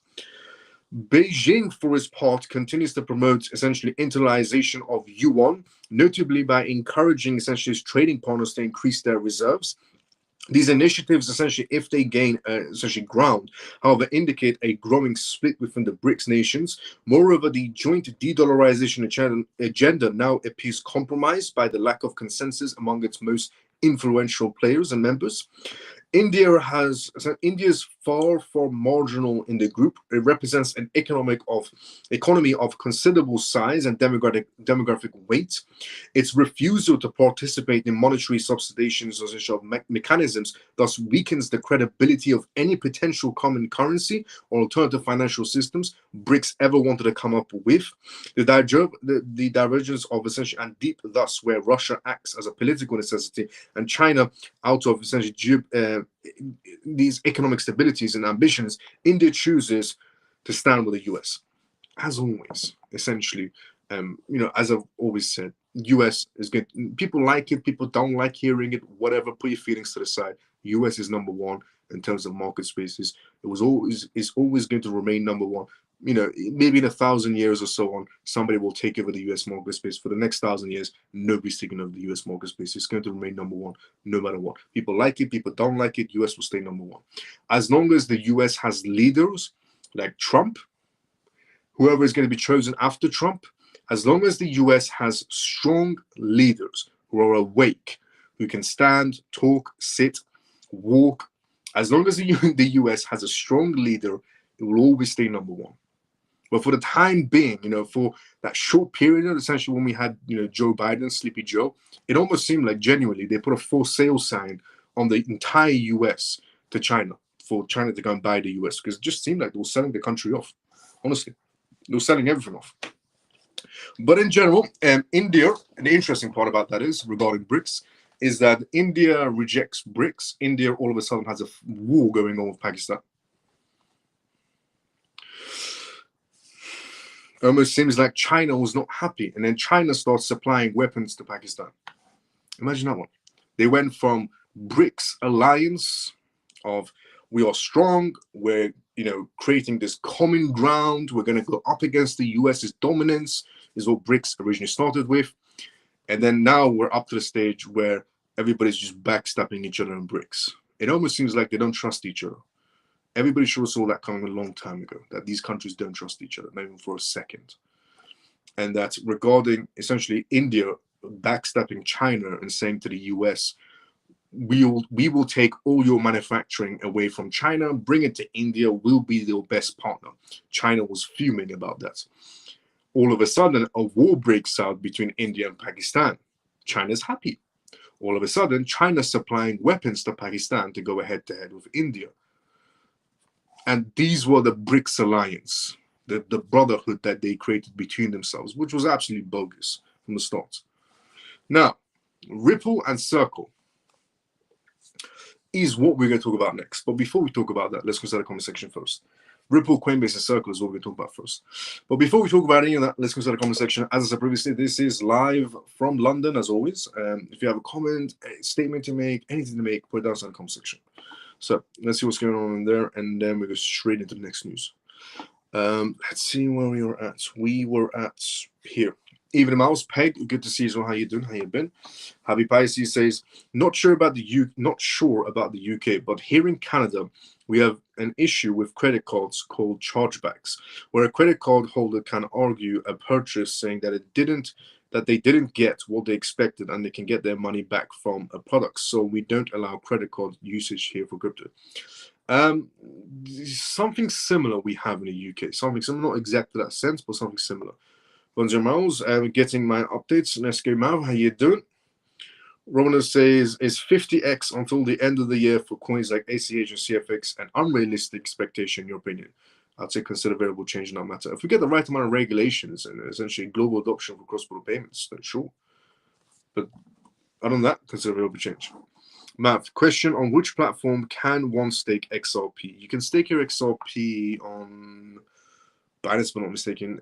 You can on crypto.com, Uphold. There's a few exchanges you can essentially stake your XRP if you wanted to.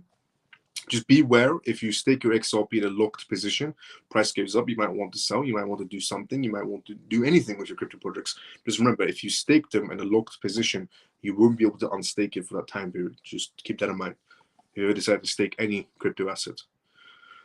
Hello, Mars and CMF. LJ, good to see you. How you doing? How you been? Scott, let's go CMF. Let's go Scott.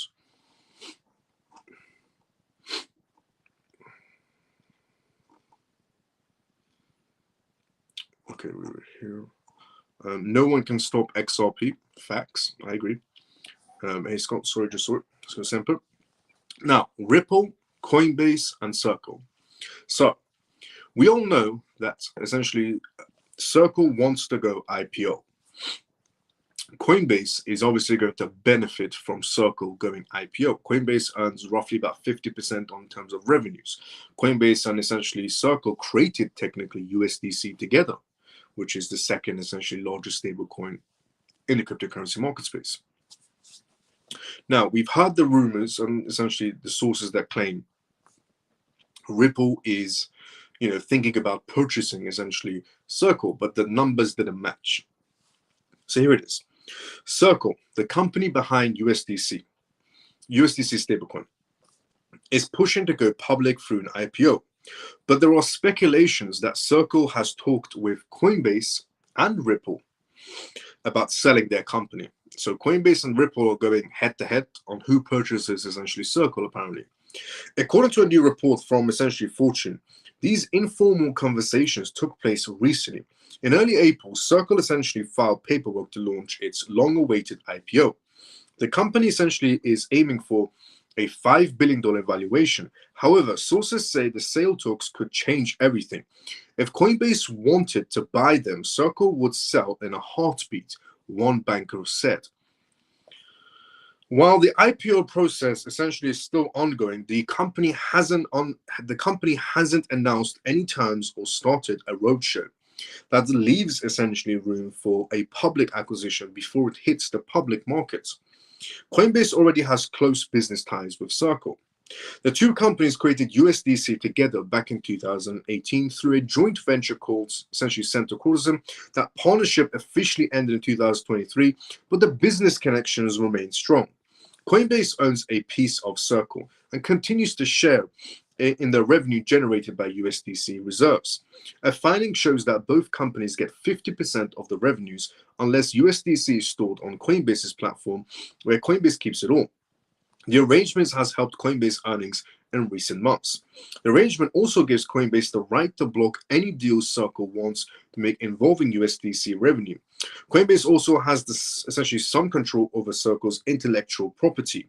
If the company ever goes bankrupt. I feel like they're one company, another said, essentially, and the source said. Ripple has also shown interest and reportedly offering to buy Circle for $4 to $5 billion, but Circle turned down the offer. Ripple's offer was a mix of cash, apparently, and XRP tokens to buy essentially Circle. Coinbase may have an edge as a public company with access to more funding options if they wanted to, but Ripple's money comes from their own pocket. That's a key fact everybody needs to understand. Yes, Coinbase will have more money if they borrow it from here and there because they are a public company, which means they'll have access to more finances. But Ripple's money comes from their own pocket, which means they don't own anyone any money if they purchase essentially Circle. That's a big key difference because if Coinbase borrows money to buy a company and that company doesn't do well at the time, then they're going to be in a massive S type of storm if they don't pay back the borrowed money. Whereas essentially Ripple's sense, they will take a massive L, but at least it came from their own pockets, which just shows where both of these companies stand, where Coinbase is standing on borrowed money, which is not a bad thing either. Borrowed money is good in the business sense, but Ripple's money is from their own pockets, and that's coming from a much more stronger foundation. And not saying Ripple doesn't borrow money either. Of course they do, but you can see where their money comes from. Ripple has also shown interest in reportedly essentially buying out Circle. Now, Coinbase may have an edge as a public company with access to more funding options if they borrow it. Its CEO also, essentially, Brian Armstrong, told Bloomberg on May 14th they're going public. It doesn't change anything about their commercial relationships. Nothing to announce today, he said. And Coinbase had $8 billion in cash at the end of March and is joining the S&P 500 on May 19th, today, basically. The recent successful IPO, essentially, of eToro has made the market attractive again. One investor said it's early to tell how new listings will perform, but it could essentially give Circle more confidence to go public. Still, with interest from Coinbase and Ripple, nothing is final yet. So the question will remain, essentially, is Circle going to choose to sell themselves to Ripple, or they're going to decide to essentially sell themselves to Coinbase? Now, Coinbase does have, as I said, some sort of company shares, for example, to be able to stop Ripple from purchasing, essentially, Circle, you could say. But if Ripple's offer is, juicy enough, even Coinbase will decide to, give the green light to Circle. But let's see what happens. Is Ripple going to be able to purchase Circle or not? If they do, amazing move by Ripple, to be fairly honest. Once again, Ripple essentially extending their footprint inside the blockchain space, inside the traditional market space. But let's see. Now, what we're going to talk about next is still Ripple news, but it's about Senator Cynthia Lummis. And it's this two type of hypocrisy that's going on inside the government right now, which is some senators or politicians are still being paid off by Bitcoin maxis to be Bitcoin maxis. So here it is. Pro-Bitcoin senator cancels meeting with Ripple CEO. Now, Brad, Ripple CEO, has responded to this matter. So, Ripple CEO Brad has called out US Senator Cynthia Lummis for canceling a meeting and refusing to reschedule.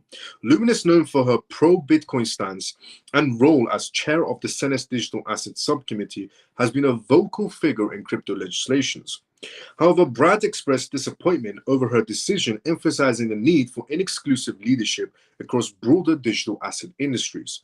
And it's true that essentially these leaders or these senators or governors or politicians in the US should be pro-crypto, not pro-Bitcoin, in my point of view. They should be pro-crypto in general, because all crypto projects bring some sort of innovation towards the table.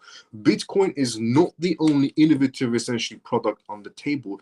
It's a terrible product if the entire world adapts it. If the entire world adapts Bitcoin, I'll be very honest, not saying anything rude towards Bitcoin maxis or anything else towards Bitcoin holders, but if the entire world, let's just presume, adapted this Bitcoin mechanism, it won't be able to process a single transaction because it'll be congested 24/7 for the rest of eternity.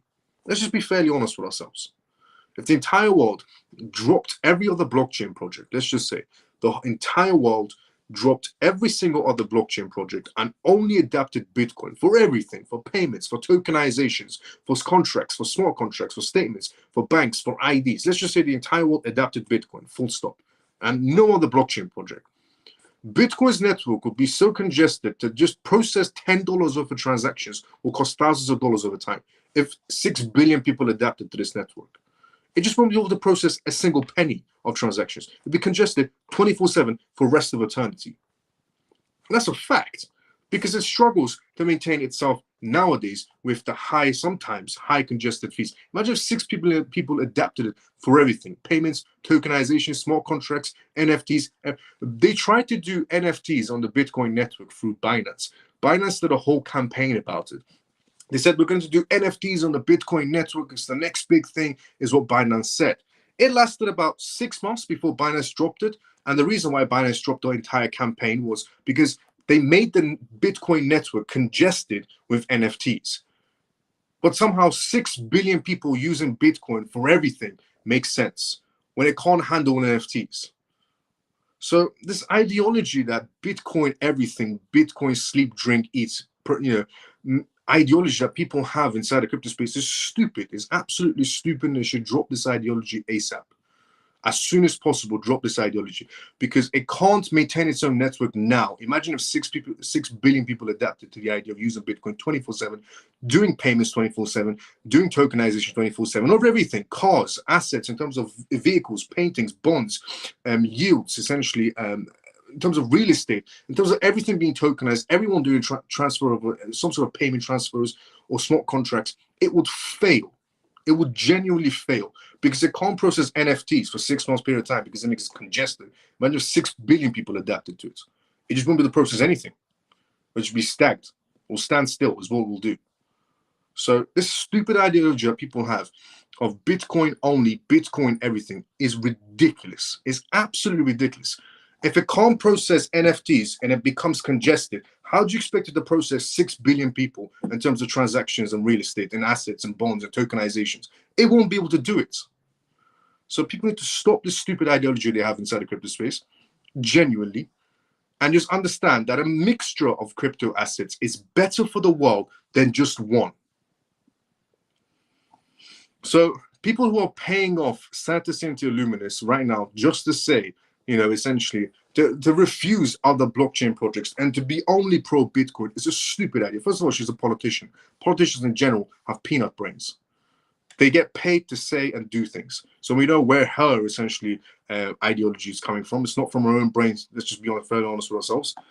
And to move on, essentially, on this matter, Brad announced traveling to Washington, D.C. advocates for sensible pro-crypto legislations focused on stablecoins and market structures. While essentially optimistic about other elected leaders who see the crypto industry as a multi-chain space, his comments suggest that Luminous's refusal to meet with him contradicted the responsibilities of a national leader. It does, because she's supposed to be pro-crypto, not pro whoever pays her wages. Some maximalists, essentially inside the Bitcoin space, see Luminous's actions as support for Bitcoin, because those morons, all they care about is their pockets. They don't care about later on Bitcoin's network will be congested towards the end of this eternity. With one contender calling Bitcoin the only asset that matters. Any moron out there who's coming out and saying Bitcoin is the only asset that matters, let's just be honest with ourselves. That's not what you're trying to say. You're trying to say, I'm trying to fill my pockets as much as I can with money and dip. That's what you're trying to say towards the market space. Not that Bitcoin is the only asset that matters, because it isn't in reality. NFTs and Bitcoin's network struggled. Just to point that out again. Just let that one sink in. They tried to do NFTs on the Bitcoin network as a promotion for 6 months. The network was congested. They dropped the entire campaign. Just let that one sink in. And they say it's the only one that matters. It's the only one that's going to change the world. Everybody should be using it. It can't process NFTs. 6 months campaign, they dropped it. Let that sink in. As a leader in Congress and senators from essentially one of the most crypto-friendly states, he wrote, I hope you will reconsider and be a leader for all cryptos. What Brad said is facts. Senators, mayors, governors, they shouldn't be pro one particular project. They should be pro crypto. They should be pro crypto innovation. They should be pro essentially AI, pro blockchain, pro Web3, pro finance in terms of blockchain, essentially pro gaming in terms of blockchain, pro Web3 in terms of blockchain, not just pro Bitcoin. That's and we could tell again, where the funding is coming from when they say these things. Brad has consistently pushed for inexclusivity inside the crypto space, and while Bitcoin maximalists were calling for a Bitcoin-only national crypto reserve, Brad suggested a multi-asset reserve to include top US cryptos. Ripple has been active in shaping the US regulatory frameworks for digital assets, and Brad has consistently positioned the company as a key stakeholder in that process. The meeting with Senator Luminous was expected to support that mission, especially particularly as Ripple extends its influence through its new stablecoin initiatives, RLUSD. Now, just to point out, you might be thinking, well, Senator Cynthia Luminous is a very big player in that sense and so on and so on. Yes, but you've also got to consider that As much as Bitcoin maximalists have essentially senators or governors or mayors or politicians in the US in their back pocket, Ripple also has politicians in their back pocket. Because if we go back to the campaigns that were happening under Trump's administration, when Trump became president and the Republicans had a clean sweep of essentially alongside Trump, well, that clean sweep of Republicans came from fundings from Coinbase and Ripple. So as much as essentially Bitcoin maximalists may assume to themselves that they have senators and governors and mayors in their back pocket, Ripple also has politicians in their back pocket as well. So both could play at that game. Launched in December 2024, RLUSD represents Ripple's streak entry into stablecoin markets. Ripple has stressed the importance of regulations and transparency, and the long-running XRP lawsuits and the negative effects it had on the asset. It shows the importance of essentially for sensible regulations. Ripple has big plans for RLUSD, as Brad previously revealed plans to make it one of the top 5 stablecoins by the end of 2025. And sensible crypto legislation is crucial in achieving that goal. Despite Luminous's essential actions, Brad is also optimistic and called the senator to join him on X Spaces or any other live event to discuss ways of advance their entire crypto space and not just Bitcoin, and help achieve Donald Trump's goal of making the US and the crypto capital essentially of the world. I agree with what Brad has said 100%. She should be advocating for the entire crypto space, not just one particular one, and that we could tell for a fact she's being paid off by some sort of Bitcoin maximist. It's just, it screams it. Politics is a very dirty game. I said this a long time ago. Crypto companies, if they want to succeed, they should get involved in politics ASAP. If you are trying to, let me give you a very short example. If you're trying to build yourself a marketing agency, nobody cares about you. Maybe Google will throw some, essentially stepstones here and there to slow you down some sort of a way. There's been lawsuits and actions that prove that. And Meta does the same thing. But if you're trying to create a financial company, then you're going up against the big heads, and the big heads will throw as much of stepstones they can and hedges and to slow you down. And if you want to play on their, against them, you got to play fire with fire, which is putting politicians in your back pocket. Be fairly honest. Now, on that topic of Senator Cynthia Luminous obviously being paid off, she's also came out, just to be fairly honest, she's also came out and urged Americans to save Bitcoin for retirement. So Senator Cynthia Luminous has urged Americans to save Bitcoin for retirement. First of all, she's not allowed to give financial advice. It doesn't matter who she is. She's not allowed to give financial advice.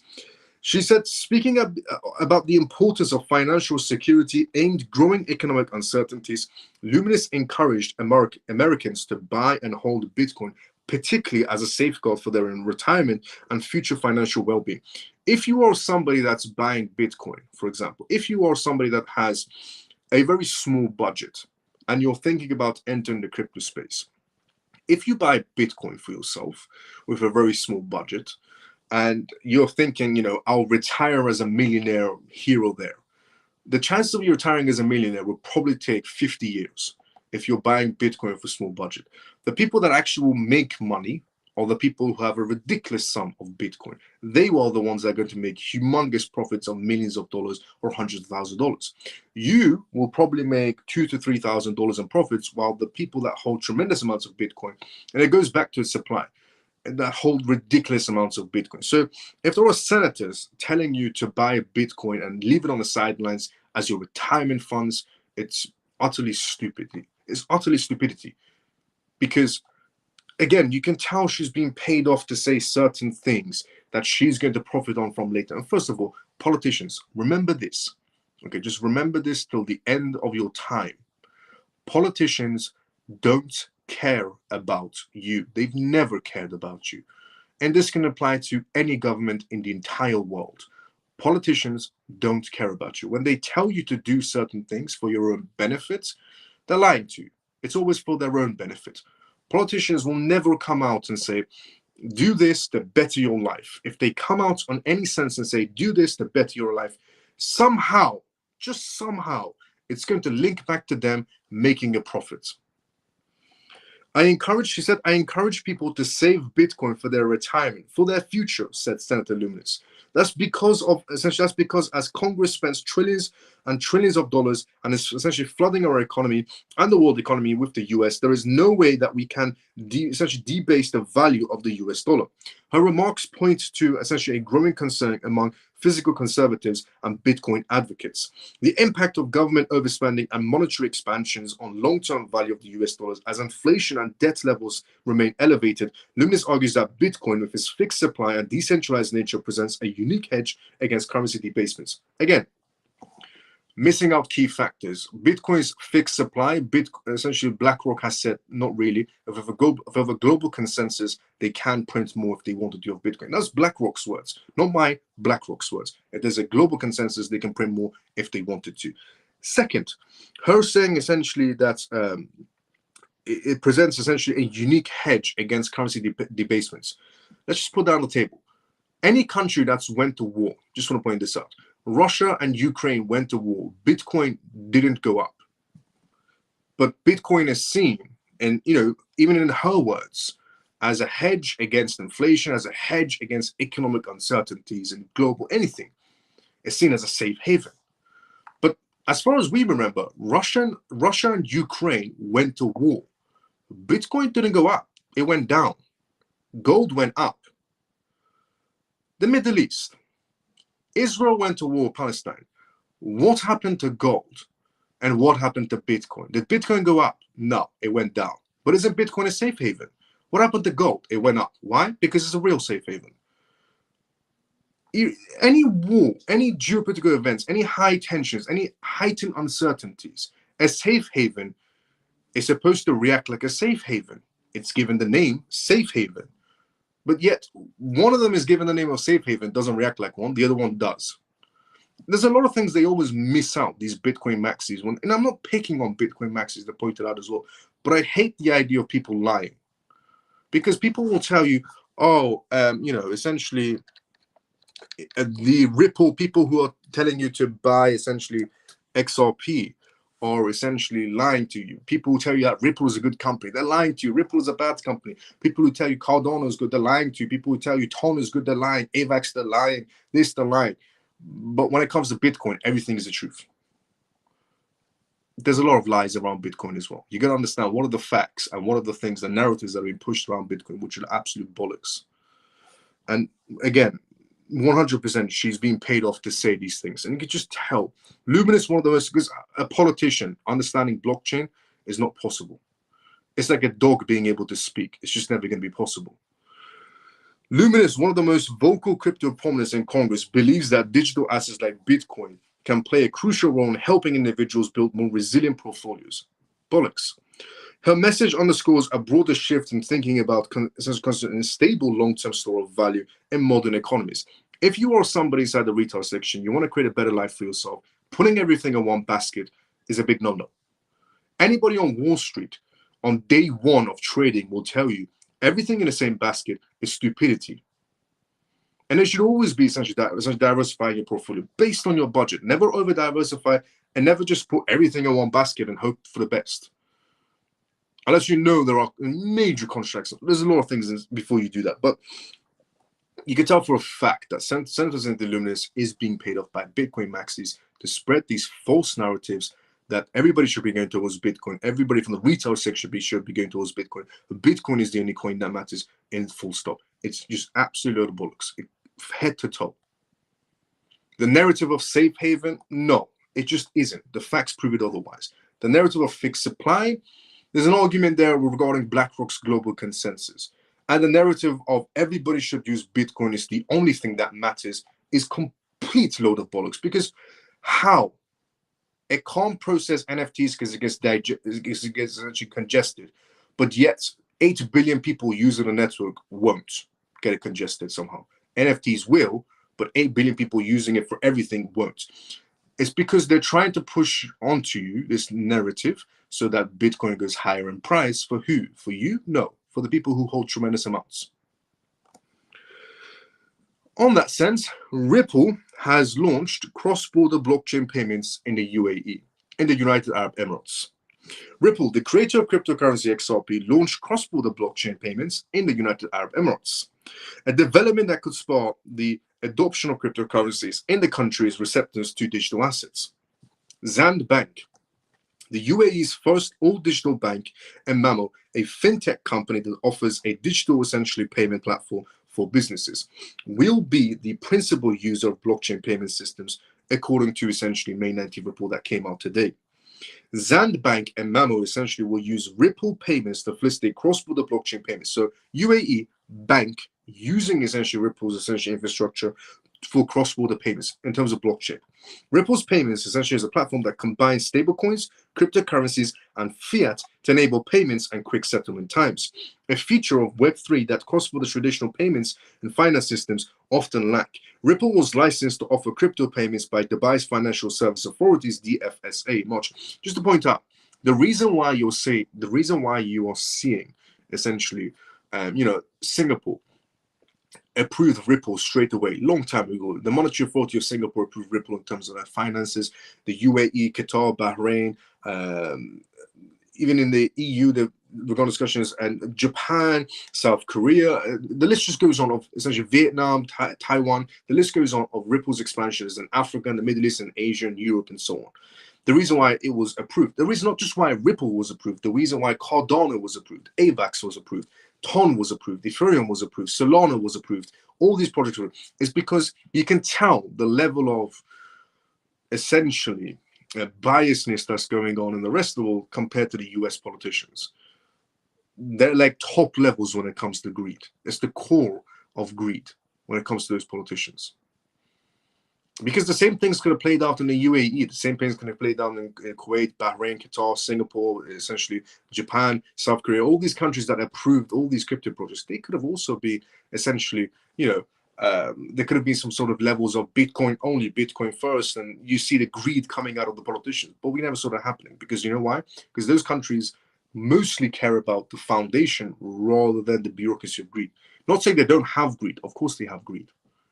But the level is tremendous on one side of the scale. That there's so much happening in terms of a lot of politicians being paid off.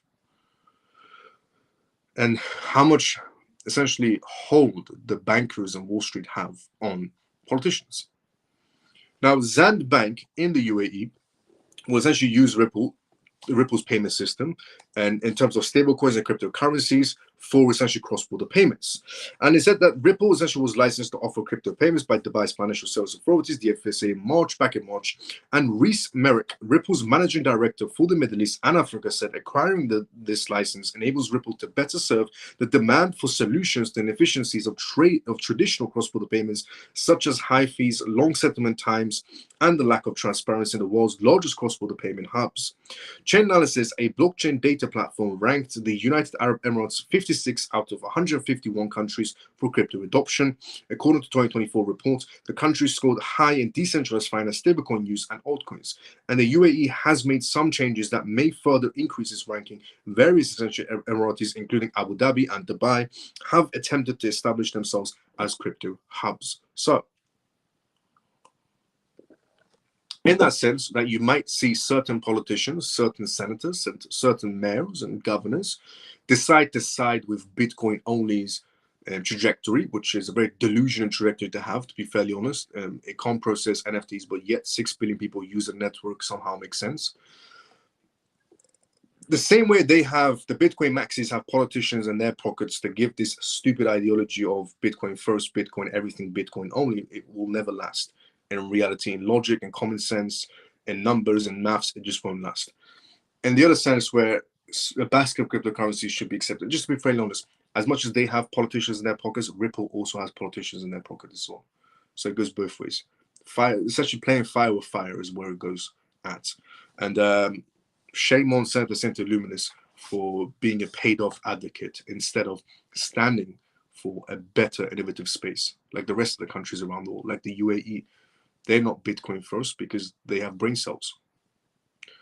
Same goes to Qatar, same goes to Bahrain, same goes to Singapore, same goes to Japan, same goes to South Korea, because they have brain cells. They see innovative rather than brain dead.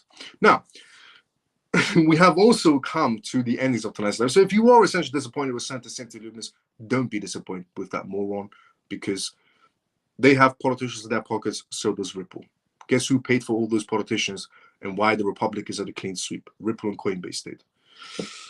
Now, on that sense, we've also come to the endings of tonight's live. If you're watching this for the first time ever, this was called the CMF Live. Stands for Crypto Miles Family. My name is Miles. And this was episode 310 of the CMF Live, where I talk about the most recent news Monday to Friday in terms of cryptocurrency, CBDCs, AI, politics, regulations, pretty much everything you need to know about the world, about the digital world, connecting to the traditional financial space. If you're watching this for the first time ever, this is again episode 10, and in these lives, I always do Q&As, live Q&As. If you ever have any questions, put them down to the comment section. More than happy to help you out. Now, obviously, before we do go, let's start the comment section first. Before we do go, I don't want to start anyone's questions. The slowness of regulation seems to be an attempt to get rid of the retailers like me. I'm staying in. I'm all in. Let's go, Scott. Hi, Crypto Miles. Harry, good to see you. How you doing? Happy Pisces. You called it Miles on BRICS. That's correct. I did say BRICS will fail day one 4 years ago. I say it's an acronym, bad reactions to currency space. Yep, facts. Scott says, folks, do not sell your XRP when institutions win. You win. Note, this is just an astral observation, not financial advice. Facts, not financial advice at all. All facts. Let's go, Ray. You're dropping facts tonight. Let's go, Peg. We're going on Bitcoin messages. Yep. I wish Elon Musk would be able to investigate Senator Cynthia Luminous if she received money from Maxius. Yep. I hope so as well. What's the real role of Algo in this equation? Algo is going to be playing in the financial sector. Algo's also made some adverts regarding how they're the better option, but they're inside the financial sector. Algo also has a partnership with a European bank as well. Luminous' son-in-law is the head of product for BTC Payments Company, and he hates Ripple. Someone posted this, and Brad responded to his post. Well, that makes a lot of sense now. I've seen all the messages back and forth today on X. Somebody posted them. Good night, Miles, and all the CMF. Thank you for a great live and news. JP, let's go. See you tomorrow, same time as usual, brother. Pablo, night, Miles and CMF. Good to see you tomorrow, same time as usual as well. Good night, Miles and CMF. Thanks for great news. See you tomorrow. Let's go free forever. See you tomorrow, same time as usual. Good night, brother Miles, and see you tomorrow night. Let's go front your brother. See you tomorrow, same time as usual. Miles, you were on fire tonight. Great information as usual. Let's go, Curtis. So see you tomorrow, same time as usual. Good night, CMF. Funky brother. See you tomorrow, same time as usual as well. Great insight as always. Thanks, legend. Night and day, CMF. Let's go, Shelly. See you tomorrow, same time as usual. Great live, everyone. Like, share, and comment for support. Take care. All facts. Ray, see you tomorrow, brother, same time as usual as well. If you haven't already, CMF members, like, comment, retweet, subscribe, follow if you haven't done that. Tune in every single night, Monday to Friday. Great night, CMF and Miles. Appreciate you all. LJ, see you tomorrow, sometimes usual as well. Good night, Miles and CMF. Great live. See you tomorrow, Mike. See you tomorrow, but same time as usual. Thanks for all the great info. Best hour of the day. Good night, Miles. See you tomorrow, same time. Let's go up to 6. See you tomorrow, same time as usual. Thanks, Miles. Let's go, CMF. Let's go, Peg. See you tomorrow, same time as usual as well. Thanks, Miles. Good night, CMF. See you tomorrow. Or if I see you tomorrow, same time as usual. Thanks for another great live, Miles. Good night, and I will see you tomorrow. Adi, see you tomorrow, same time as usual as well. Thanks, Miles. As always, have a good night, Miles and CMF. Ghost Runner, let's go. See you tomorrow, same time as usual. Thanks, Miles. Good night, all. Stormy, see you tomorrow, same time as usual. Mav, thanks again. Good night, Miles. See you tomorrow, same time as usual. I will be seeing everybody tomorrow, same time as usual. CMF members, once again, if you haven't done it already, like, comment, retweet, subscribe, like, comment, retweet, and share if you haven't done that, CMF members already, so we can help out a lot more people inside the crypto space. Everybody can have a better understanding inside the crypto space. And again, this is free, as always. If you watch this the first time ever, this is free and it's going to stay free forever. Everything I do and provide is completely free of source. Another great live, another great job tonight, Miles, and I'm glad you're feeling better. Let's go, Scott. See you tomorrow, but at the same time as usual. And if you did follow and subscribe during this live, thank you so much and welcome to the CMF family. And join our X communities page, essentially on X, called the Crypto Miles Family Lounge, if you haven't done that already. I'll see everybody tomorrow, same timing as usual, 11:25 p.m. London time. See everybody tomorrow, same time as usual. Everybody have a great day or a good night, depending on where you're around the world. Follow, subscribe, comment, retweet, like. See everybody tomorrow for episode 311 of the CMF Live. Thank you for your prayers, honorable man and a friend. Let's go, Scott. See you tomorrow, same time.